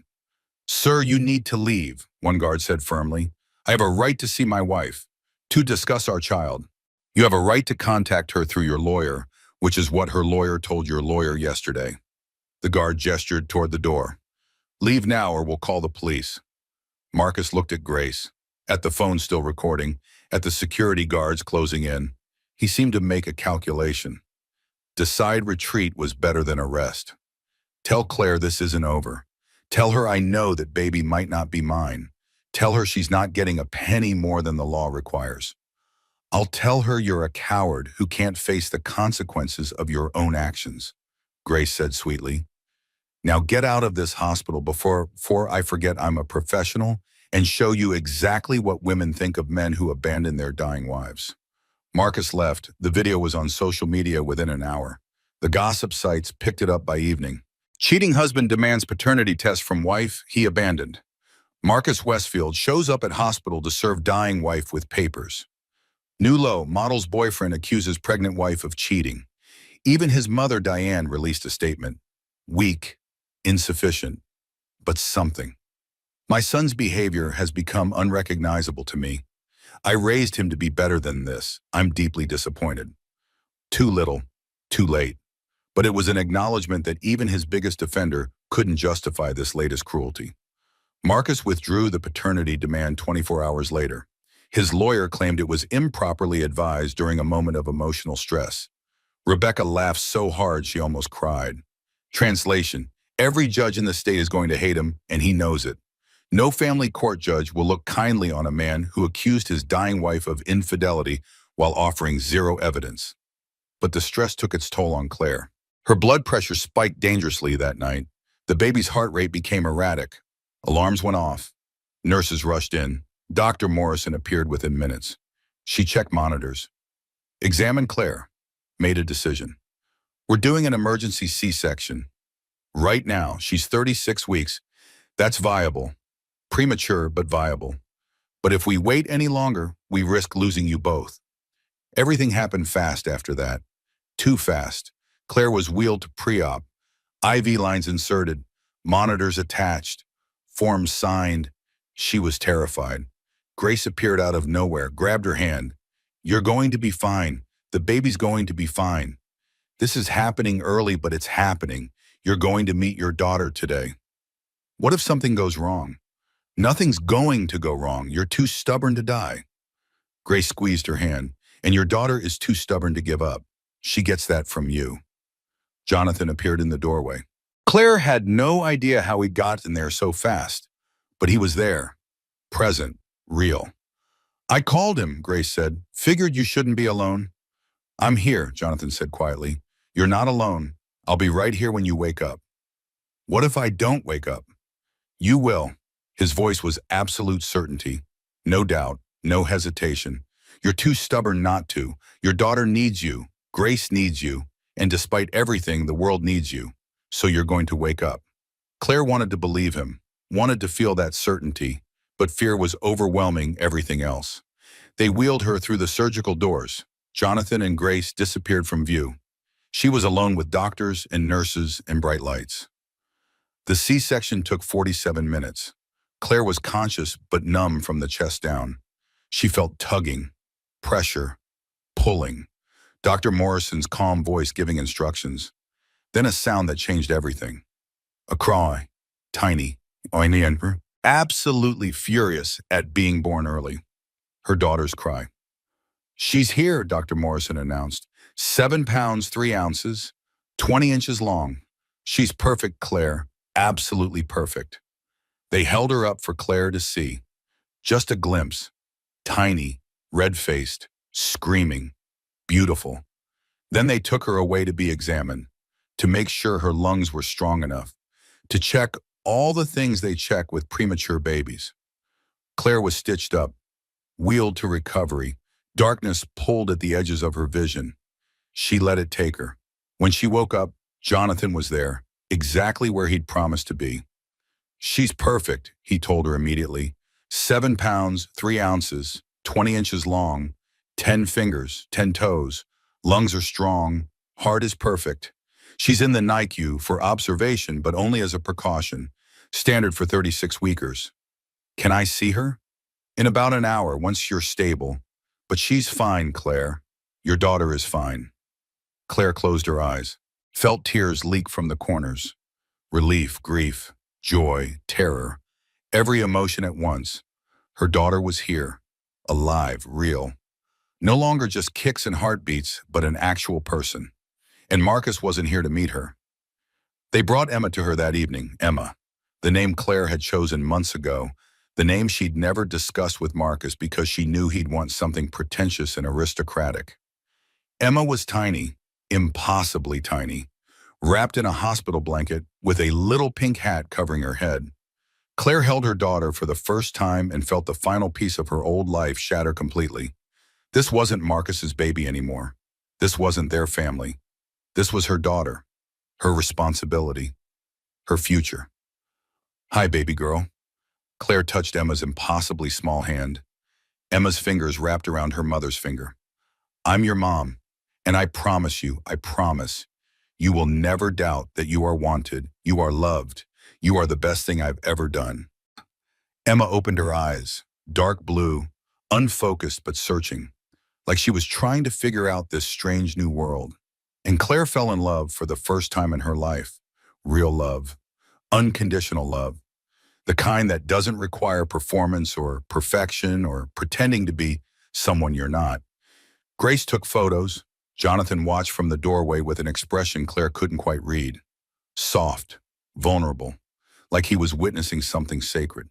Nurse Lydia brought paperwork, birth certificate, name, father's name. Claire stared at the father line. She could leave it blank. Could make Marcus fight for paternity recognition. Could use it as a weapon. Make him prove he deserved to be listed as Emma's father. But that would hurt Emma someday, would create questions and complications and pain. Claire refused to use her daughter as a weapon. She wrote Marcus Westfield. Then in the notes section, where there was space for additional information, she added, "Father refused hospital visit. Abandoned child and mother during medical crisis. Demanded paternity test before withdrawing request." It was petty. It was small. It was also permanent record. Rebecca would love it. Claire handed the paperwork back to Lydia, looked down at Emma sleeping in her arms. "We're going to be okay," she whispered. "I don't know how yet, but we will." Emma made a small sound, not quite a cry, more like agreement. Outside the window, San Francisco sparkled in the evening light. And for the first time since waking up in the ICU 3 weeks ago, Claire felt something other than fear. She felt hope. Dangerous, fragile, but real. They'd survived the worst. Now came the hard part, living. But the real victory wasn't revenge. It was discovering who she became when she stopped trying to be enough for someone else. Claire and Emma were discharged 5 days after the C-section. 5 days of learning to breastfeed. 5 days of changing diapers. 5 days of becoming a mother while her body healed from surgery and trauma. There was a problem, though. They had nowhere to go. Marcus had changed the locks on their house. Rebecca filed emergency paperwork, but the court hearing wasn't scheduled for another week. Until then, Claire legally couldn't access her own home. "You'll stay with me," Grace offered immediately when they discussed the discharge plan. "Your apartment is 600 square feet. There's barely room for you, much less me and a newborn. Then we'll be cozy. We'll make it work." Jonathan cleared his throat. He'd been sitting quietly in the corner during this conversation. Present but not intruding. "I have another option, if you're comfortable with it." Claire looked at him. "What kind of option?" "I own a townhouse in Pacific Heights, 3 bedrooms, fully furnished. Currently empty because I'm traveling constantly for work. I stay in hotels when I'm in the city." He spoke carefully, neutrally. "You could sway their stem for as long as you need. No rent, no obligation, just a safe place to recover with Emma." "I can't accept that." "Why not?" His expression was genuinely confused. "The house is sitting empty. You need a safe place to heal and care for your daughter. This isn't charity, Claire. It's practicality." Grace looked between them. "He has a point. A 3-bedroom townhouse is better than my couch." Claire did what she always did when a decision felt too big. She made a mental pro-con list. Pro, safe housing for Emma. Con, accepting help from Jonathan made her dependent. Pro, proximity to the hospital if something went wrong. Con, what did Jonathan really want in return? Pro, nursery already set up. Con, she barely knew him. Pro, she had no other options. Con, she had no other options. That was the problem. She was choosing from necessity, not strength. But maybe that was okay. Maybe survival first, independence later. "Okay," she said quietly. "Thank you for ever being the lawyer, the housing, the support. I don't know how to repay you." "You don't repay kindness. You pass it forward when you're able." Jonathan stood. "I'll have the house prepared for you today. Fresh linens, fully stocked kitchen, everything you need." They moved into the townhouse that afternoon. It was beautiful. Hardwood floors, crown molding, floor-to-ceiling windows overlooking the bay. A kitchen that was actually functional, not the trophy kitchen Marcus had installed in their house to impress guests. The nursery made Claire cry. White furniture, soft yellow walls, a rocking chair by the window with a view of the water, shelves with books and toys, a changing table stocked with diapers and wipes. The previous owner was pregnant when they sold, Jonathan explained as he carried Emma's car seat upstairs. She had twins, moved to a bigger place in Marin, but she designed this room with so much love.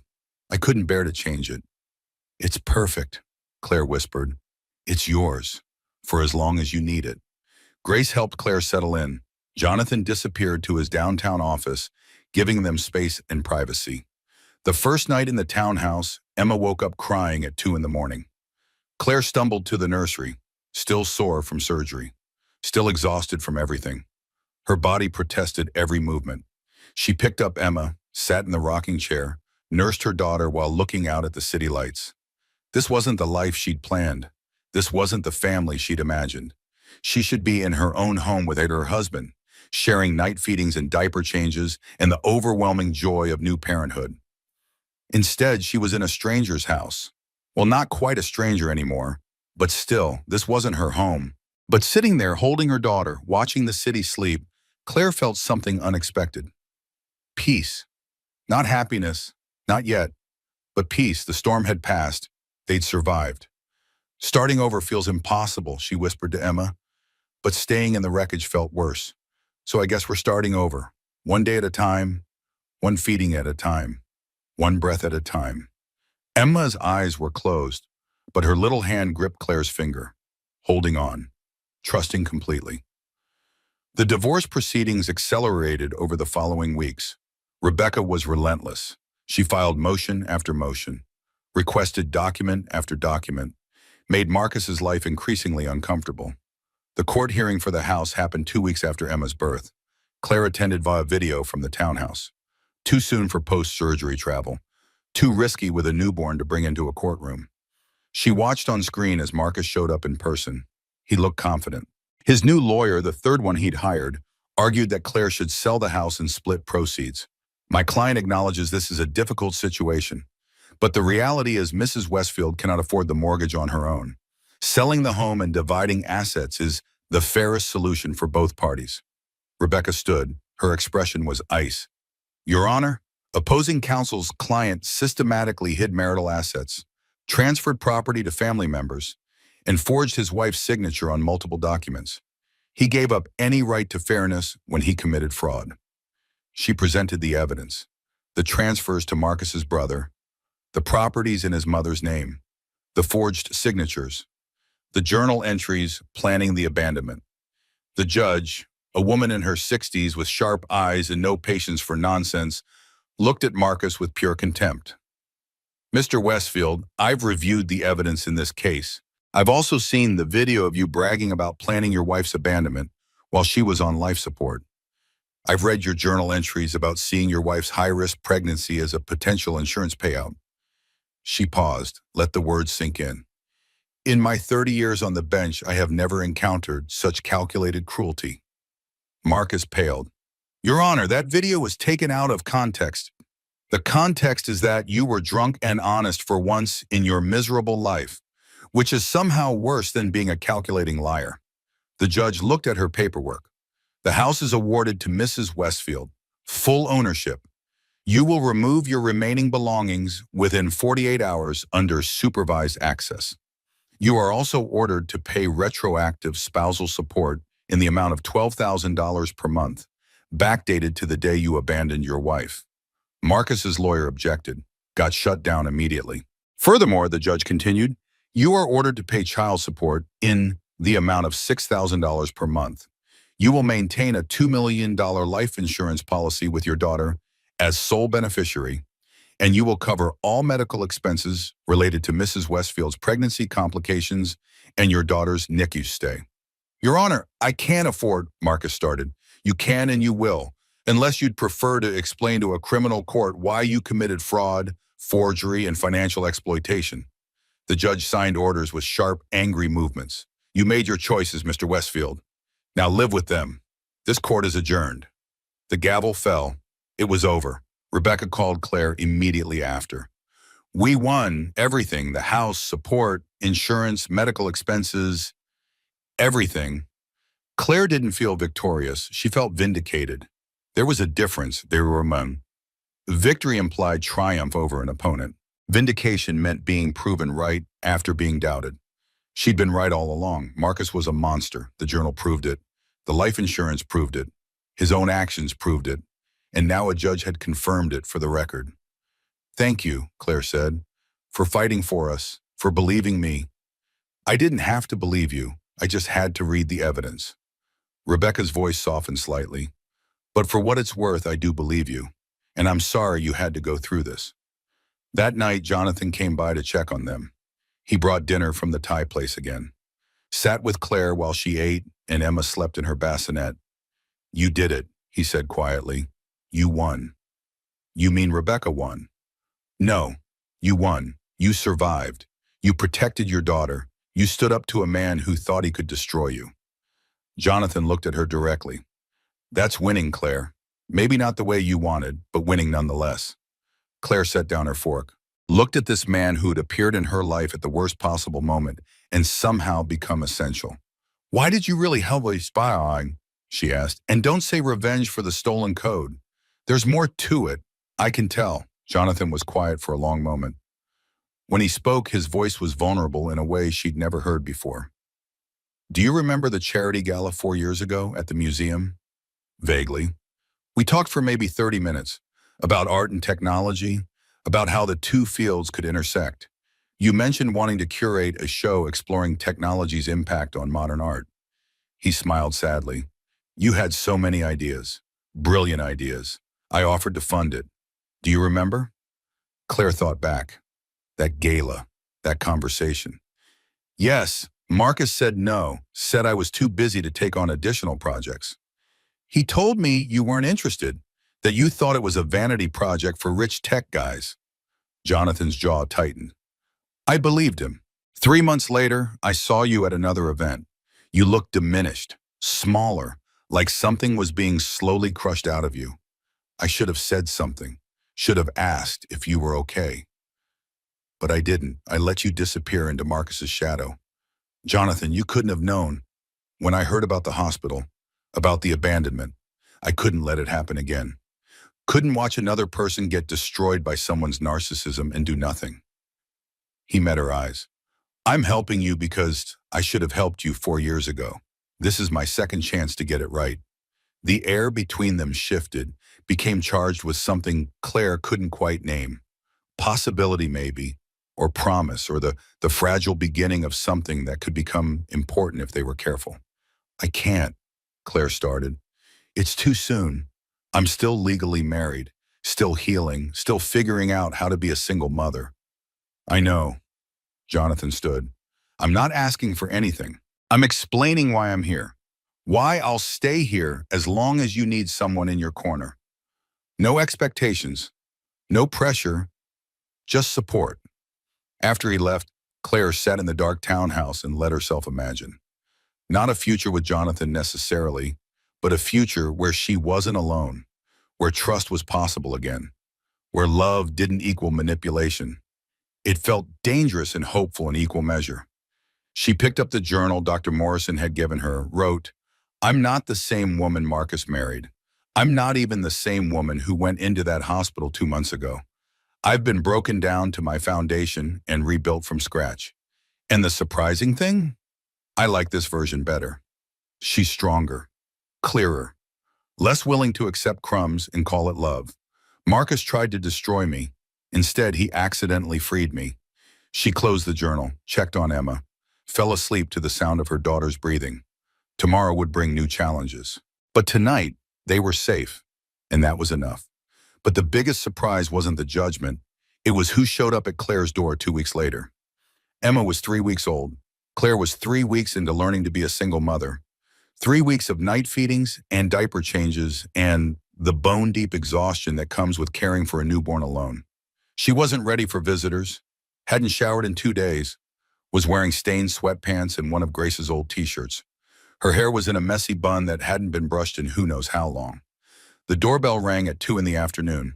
Claire answered it with Emma on her hip. Sienna Vale stood on the doorstep. No makeup, hair in a messy bun, similar to Claire's. The expensive designer outfits replaced with jeans and a plain t-shirt. She looked human, vulnerable, nothing like the confident influencer persona from Instagram. I'm sorry to just show up, Sienna said quickly. Her voice was small, shaky. Can we talk? Please, just 5 minutes. Claire should slam the door, should protect her peace, should not let this woman into her space.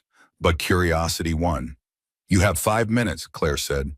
They sat in the living room, Sienna perched on the edge of the couch like a bird ready to flee. Claire stayed near the door, Emma still in her arms. I didn't know, Sienna started, stopped, started again. About the hospital, about the life support, about any of it. Marcus told me you were separated, that the pregnancy was complicated but you were fine, that you'd both agreed to divorce months ago. And you believed him. I wanted to believe him. Sienna's eyes filled with tears. I'm not making excuses. I'm explaining. Marcus is very good at making you believe whatever he wants you to believe. What changed? The video, his drunk speech at the club. Sienna wiped her eyes. I watched him brag about planning your abandonment, about waiting for the perfect moment, about using your medical crisis as cover. That's when I realized I wasn't special. I wasn't his great love. I was convenient, young, good for his image, someone he could control. Claire recognized the look in Sienna's eyes. It was the same look she'd seen in her own mirror for years. The slow realization that you've been gaslit so thoroughly you don't trust your own perceptions anymore. The moment when the fog lifts and you see clearly how completely you were manipulated. He's done with me now, Sienna continued. Dumped me 3 days after the video went viral. Said I was bad for his image. Too much baggage, too much drama.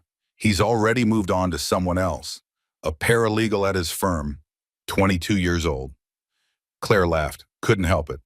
Of course he has. There's always a younger model, no pun intended. I came here because I have information you might need. For court. Sienna pulled out her phone. Text messages, emails, voice recordings, evidence of everything Marcus did, how he planned the asset transfers, how he got you to sign documents, how he bragged about the life insurance policy. Why would you help me? Because I was complicit in hurting you.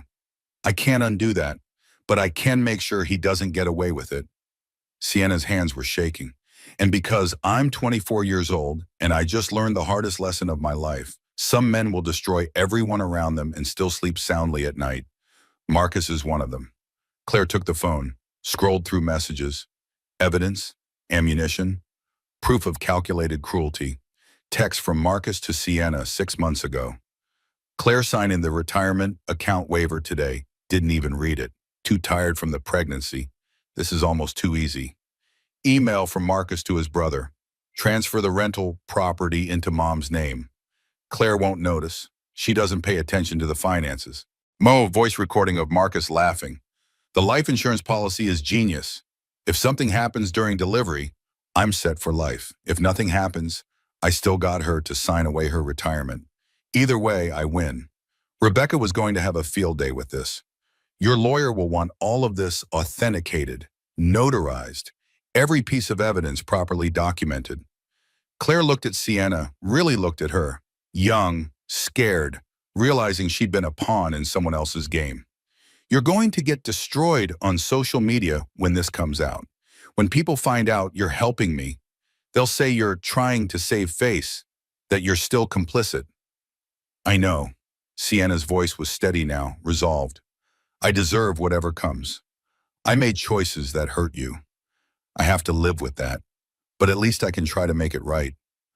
They spent the next hour going through evidence. Sienna explained context, dates, conversations she'd had with Marcus, things he'd said when he thought she was completely on his side. When she left, Claire felt something unexpected, not forgiveness, not yet, but understanding. Sienna had been a victim too, a different kind of victim, but still someone Marcus had used and discarded when she stopped being useful. That night, after Emma was asleep, Claire wrote in her journal, I'm not the same woman Marcus married. I'm not even the same woman who went into that hospital 3 months ago. I've been broken down to my foundation and rebuilt from scratch. And you know what? I like this version better. She's stronger, clearer, less willing to accept crumbs and call it love. Marcus tried to destroy me. Instead, he accidentally freed me. Jonathan returned from a business trip the next evening. Found Claire reorganizing the living room furniture at midnight. Rearranging furniture at midnight is either a very good sign or a very bad sign, he said from the doorway. Sienna came by today. He set down his briefcase.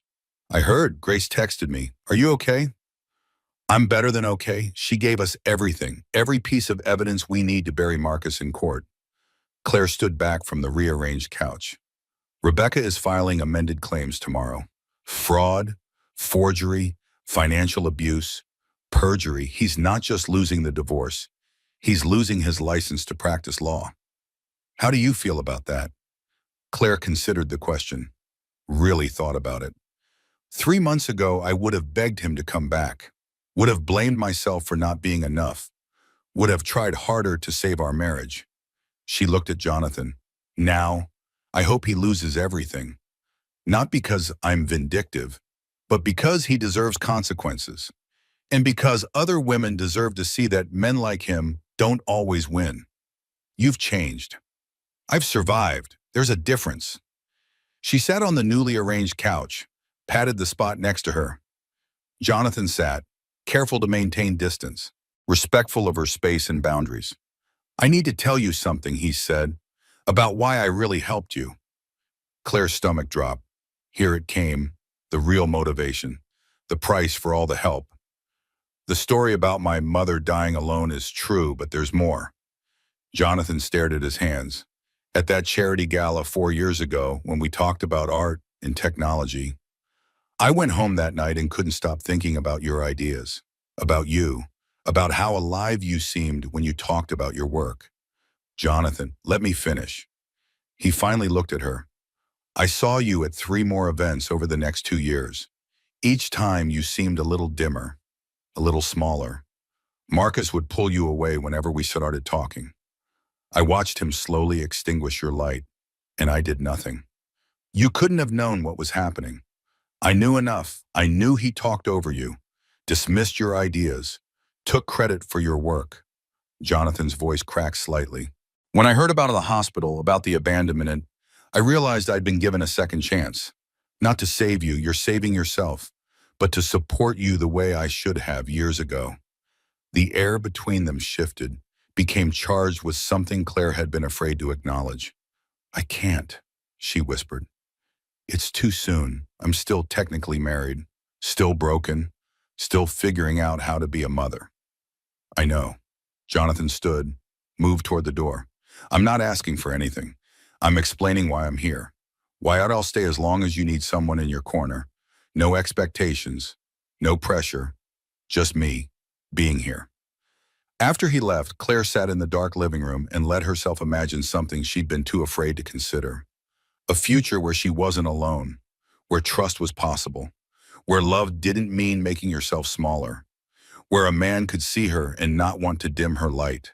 It felt terrifying and hopeful in equal measure. She checked on Emma, asleep in her bassinet, perfect, peaceful, unaware of the complicated adult world she'd been born into. We're going to be okay, Claire whispered. Better than okay, we're going to be extraordinary. Emma made a small sound in her sleep. Agreement, maybe, or just a newborn noise. Either way, it felt like a promise. The courtroom was about to deliver more than justice. It was about to deliver transformation. The final divorce hearing happened on a cold December morning. Emma was 3 months old. Claire had spent those months healing, recovering, becoming someone she'd never been before. She walked into the courtroom wearing a navy suit Grace had helped her pick out. Professional, powerful. Her hair was styled, makeup applied with care. She looked nothing like the broken woman in the hospital bed 3 months ago. Marcus looked terrible, gaunt, tired, desperate. Dark circles under his eyes, suit wrinkled, hair unkempt. The past 3 months had not been kind to him. His law firm had fired him after the fraud allegations surfaced. His professional reputation was destroyed. His social circle had abandoned him. Even his mother had stopped returning his calls after the full extent of his cruelty became public knowledge. He'd lost everything. Not because of Claire's revenge, because of his own choices. The judge reviewed the evidence methodically. Sienna's recordings, the forged documents, the hidden assets, the journal entries, the life insurance policy. This is one of the most egregious cases of financial abuse and systematic manipulation I have encountered in my career, Judge Patricia Harrison said. Her voice was granite, unforgiving. Mr. Westfield systematically planned his wife's abandonment while simultaneously ensuring her financial destruction. He forged her signature on multiple legal documents. He withdrew joint funds without authorization. He transferred marital assets to family members, specifically to hide them from discovery. Marcus's lawyer, his fourth one, tried to object, got shut down with a single look. Furthermore, the judge continued, Mr. Westfield took out a $2 million life insurance policy on his high-risk pregnant wife without her knowledge or consent. He then wrote in his private journal about the practical benefit if she died during childbirth. He wagered on his wife's death like it was a business transaction. The courtroom was silent. Even the court reporter had stopped typing to stare at Marcus. You are either a sociopath or the worst person I have encountered on this bench. Possibly both. The judge looked at her paperwork. The prenuptial agreement Mr. Westfield insisted Mrs. Westfield sign is hereby invalidated in its entirety due to fraud, duress, and unconscionable terms. Marcus's face went white. Mrs. Westfield is awarded the following, Judge Harrison continued. Full ownership of the marital home free and clear. Spousal support in the amount of $15,000 per month for a period of 5 years. Child support in the amount of $6,000 per month until the child reaches age 18 or is emancipated. 50% of all retirement accounts and investment portfolios. Full reimbursement of the $312,000 illegally withdrawn from joint accounts. The numbers made Claire dizzy. It wasn't wealth, but it was security, freedom, justice. Additionally, Mr. Westfield is ordered to pay Mrs. Westfield's legal fees in full, which as of this morning total $237,000. The judge signed documents with sharp, angry strokes. He will maintain life insurance, naming his daughter as sole beneficiary. He will cover all medical expenses related to the pregnancy complications and NICU stay. And he will have supervised visitation only, pending completion of a court-ordered psychological evaluation. Marcus stood. Marcus, Your Honor, I can't afford to pay all of... You should have considered that before committing fraud, forgery, and financial exploitation. The judge's expression was ice. You can pay these obligations, or you can explain to a criminal court why you shouldn't face charges. Your choice. This court is adjourned. The gavel fell. It was over. Claire walked out of the courthouse with Rebecca and Grace flanking her like bodyguards. The media swarmed immediately, cameras flashing, questions shouting, microphones shoved in her face. Rebecca had prepared a statement. Claire delivered it calmly. Today, justice was served, not just for me, but for every woman who has been financially abused by a partner, for every mother who was told she was worth less than her husband's happiness, for every person who was gaslit into doubting their own reality and worth. She paused. Let the cameras capture her face. Strong, unbroken, victorious. I didn't ask for this fight, but I'm grateful I survived it, because on the other side of trauma is transformation. I am no longer the woman Marcus Westfield abandoned. I'm someone better, stronger, free. The statement was on every news site within 20 minutes, trending on social media within an hour. But Claire didn't see any of it. She was already gone. 6 months later. Emma was 9 months old, babbling, crawling, pulling herself up on furniture, full of personality and determination and the kind of joy that only babies possess. Claire had reopened her career, not at the corporate gallery where she'd been underpaid and undervalued. Her own gallery, in a beautiful space in Hayes Valley, funded by a silent investor who believed in her vision without trying to control it. The opening night featured the technology and art fusion show she'd wanted to curate 4 years ago. The show Marcus had killed before it could begin. The room was packed. Collectors, artists, press, tech executives, art critics, people who'd come to see what Claire Westfield had created from the ashes of her destroyed life. The pieces were stunning. Digital art that responded to viewer movement. Sculptures created by AI and refined by human hands. Paintings that incorporated augmented reality elements. The intersection of human creativity and technological innovation. It was everything Claire had dreamed of creating, everything Marcus had said was impossible, and it was hers. Grace appeared with champagne. You did it. You actually did it. Your own gallery, your own show, your own life. We did it, Claire corrected. I wouldn't have survived without you. You would have. You're stronger than you know. Grace hugged her. But I'm glad I was here anyway. Dr. Morrison arrived with her husband. I had to see this. The patient who almost died in my ICU is now a gallery owner. It's a remarkable transformation. I had good doctors keeping me alive, Claire said. You had determination. The medicine just kept you alive long enough to use it. Dr. Morrison looked around the gallery with obvious pride. Your daughter is lucky to have you. I'm lucky to have her. Near the end of the night, Jonathan approached carrying Emma on his hip. The baby was wearing a tiny dress and looked ridiculously adorable. She'd become comfortable with Jonathan over the past months. Reached for him, called him Jojo, even though it wasn't his name. Someone wants her mama, Jonathan said. Claire took Emma, held her close, breathed in that baby smell that wouldn't last much longer. Thank you for coming tonight, for everything. I wouldn't have missed it. Jonathan's expression was soft, genuine. This is who you were always meant to be, Tamara. I'm just glad you finally have the space to become her. They'd been seeing each other for 2 months, carefully, slowly, building trust like a foundation that wouldn't crack under pressure. He was good with Emma, patient, gentle, everything Marcus hadn't been. But more importantly, he was good to Claire, listened when she talked, respected her boundaries, celebrated her victories without trying to take credit, supported her decisions without trying to control them.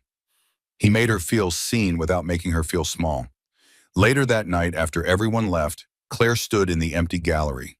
just stood there, breathing, existing, being. The panic attacks had stopped months ago. The 3 a.m. crying sessions had faded. The constant anxiety about survival had been replaced by quiet confidence about thriving. She wasn't healed, not completely, probably never would be completely, but she was no longer broken. There was a difference, Thursday. At home that night, Claire sat in the nursery rocking chair, Emma asleep in her arms. She thought about that day in the hospital, the text message, the life support, the moment she'd realized her husband had chosen a model over his dying wife and unborn child. She should hate Marcus. Part of her did, part of her always would, but mostly she felt something unexpected. Gratitude, not for what he did, but for what it revealed. His cruelty had freed her from a life that was slowly suffocating her. His abandonment had given her permission to become who she was always meant to be. He thought he was destroying her. Instead, he'd accidentally saved her. 3 weeks later, Marcus appeared at the gallery. Claire was cataloging new pieces when the door chimed. She looked up. Marcus stood in the doorway. He looked worse than at the final hearing. Thinner, older, defeated in a way that seemed permanent. "I'm not here to cause problems," he said immediately. His voice was small, nothing like the confident attorney. "I wanted to see my daughter, and to talk to you, if you'll let me." Claire considered. She could call security, could have him escorted out, could refuse to engage. But curiosity won. "You have 5 minutes," she said. They stood near the window, not too close, maintaining distance. "I've missed every supervised visitation," Marcus said. "All 23 of them. I was too ashamed. Still am." Claire didn't respond. Let him talk. "I made terrible choices, unforgivable choices. I destroyed the best thing that ever happened to me." He stared at the floor. "Sienna called me last week. Told me what she gave you, all the evidence. I was going to be angry. But honestly, I deserved it. Deserved everything that happened. If you're looking for forgiveness, you won't find it here," Claire said. "I'm not. I don't deserve forgiveness." Marcus pulled an envelope from his pocket. "This is a certified check, first year of child support paid in full, 12 months up front, and a letter to Emma, for when she's old enough to understand, explaining that her father was broken and cruel, but that she was loved, even if I showed it in the worst possible way." Claire took the envelope, didn't open it. "You can't undo what you did." "I know, but I can spend the rest of my life trying to be someone my daughter doesn't have to be ashamed of." He turned to leave, stopped. "Jonathan is good for you, better than I ever was. Emma is lucky to have him. You're lucky to have him." "I know." Marcus nodded, walked out of the gallery, out of her life as quietly as he'd destroyed it. Claire opened the letter that night after Emma was asleep. It was honest, raw, a confession of narcissism and systematic cruelty, an acknowledgement that Emma and Claire had deserved better, that he'd failed catastrophically. The letter ended. "I don't ask for forgiveness. I don't deserve it. But I ask that you tell Emma, when she's old enough, that her father loved her in the only broken way he knew how, and that his failures were his own, not hers. She is perfect. You are extraordinary. I was the problem." Claire put the letter in a locked box in her closet. For Emma, someday. When she asked about her father. One Sunday morning, a year after the hospital, Claire woke up to Emma's babbling from the nursery. Jonathan had stayed over for the first time the night before, on the couch because they were taking things slow, building something real instead of rushing into something that would break under pressure. She made coffee, listened to Emma's happy sounds, watched the city wake up through the window. Jonathan appeared in the kitchen doorway, sleep rumpled, perfect. "Good morning." "Good morning." Emma toddled into the kitchen, 13 months old now, walking, talking, full of opinions about everything. "Mama," Emma said clearly, then saw Jonathan. "Jojo." Claire picked up her daughter, held her close, looked at Jonathan, looked at her life. This wasn't the fairy tale ending. There was no dramatic music, no perfect resolution, no guarantee that everything would work out exactly right. Just 3 people building a family from the wreckage of the old one, taking it slow, being careful, trying to get it right this time. And somehow that was better than any fairy tale. Claire Westfield started this story dying in a hospital. She was ending it fully alive. Not because of revenge, not because Marcus got what he deserved, though he had. Not even because she'd found love again, though that was happening slowly and carefully, but because she'd found herself, the woman she was before she'd learned to shrink, before she'd learned to apologize for existing, before she'd learned that love meant making yourself smaller so someone else could feel bigger. Emma's second birthday party happened on a sunny Saturday in May. The gallery was closed for the day. The space transformed into a wonderland of balloons and streamers and a cake shaped like a paintbrush because Emma loved watching her mother work. The guest list was small. Grace, Dr. Morrison and her husband, Rebecca, Nurse Lydia, Jonathan and his father Thomas, a few other friends Claire had made over the past 2 years, people who'd shown up, who'd stayed, who'd proven themselves worthy of her trust. No one from Marcus's family was invited, not even for Emma's sake, because Emma deserved people who showed up consistently, not people who only appeared when it was convenient. Marcus had completed his psychological evaluation, had been granted limited supervised visitation. He came once a month, spent 2 hours at a visitation center with Emma and a court-appointed supervisor, brought age-appropriate gifts, played gently, left quietly. He was trying, in his broken way. It wasn't enough, would never be enough, but it was something. Emma didn't call him daddy, didn't seem to understand who he was beyond the man who brings toys sometimes. She called Jonathan Jojo and reached for him when she was scared or tired or excited. Biology wasn't always destiny. Make a wish, baby girl, Claire said as they gathered around the cake, 2 candles flickering. Emma clapped her hands. Wish, wish, everyone sang. Emma blew out the candles with help from Claire. Cake was distributed, presents were opened, normal birthday party things. But there was nothing normal about this moment for Claire. 2 years ago, she'd been dying in a hospital. Her husband had abandoned her. Her future had been a black hole of uncertainty and fear. Now she stood in her own gallery, surrounded by people who loved her, watching her daughter celebrate another year of life. The transformation was complete. After the party, after everyone left and Emma was asleep, Claire and Jonathan sat on the gallery floor surrounded by wrapping paper and deflated balloons. 2 years, Claire said quietly. 2 years, Jonathan agreed. You've come a long way. We've come a long way. Claire leaned against his shoulder.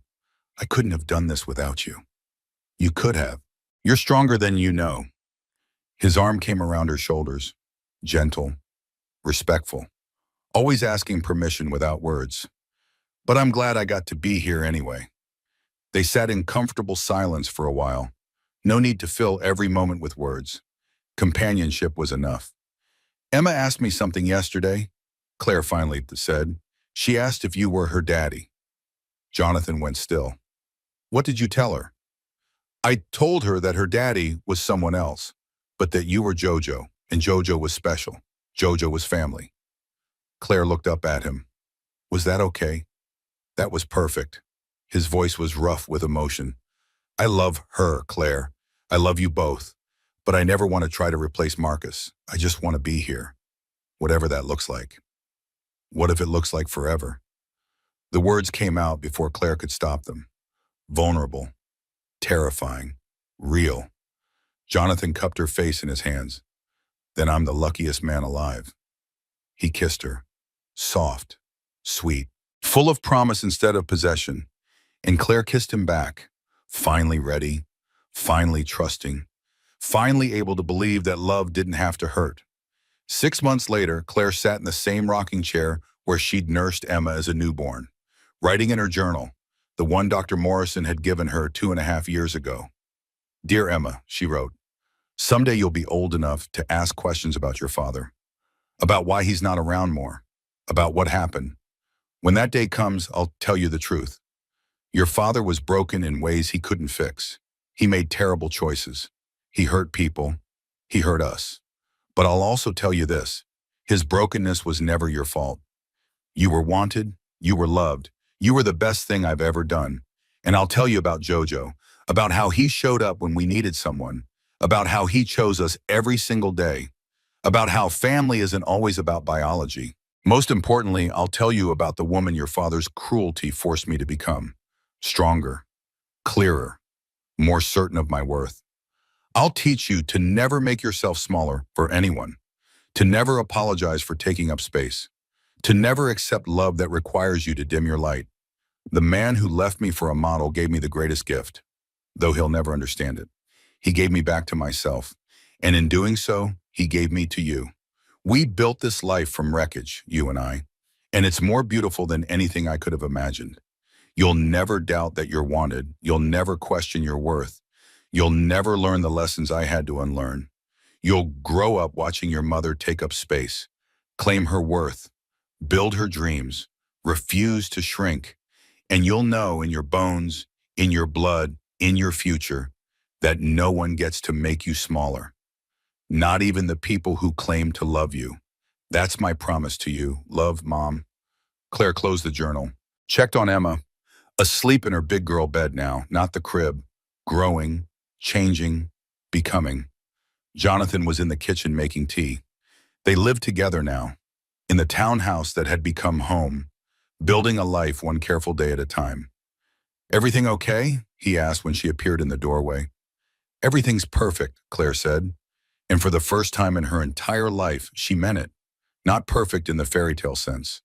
There were still hard days, moments of grief for the life she'd thought she'd have, flashes of anger at what Marcus had done, but perfect in the real sense, in the sense that she was exactly where she was supposed to be, doing exactly what she was meant to do, with exactly the people she was meant to love.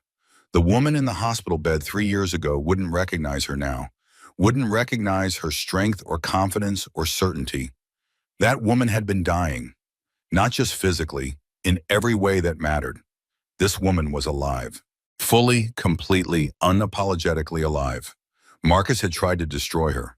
Instead, he'd freed her, given her permission to stop performing, stop shrinking, stop pretending. The final revenge, if it could be called that, was that she'd moved on. Not to punish him, but because staying in the past would have been punishment for herself. And Claire Westfield was done punishing herself for other people's failures. She was living now, really living. And there was no revenge sweeter than that. And that's Claire's story. From a hospital bed where she almost lost everything, to a life more authentic than anything she'd imagined.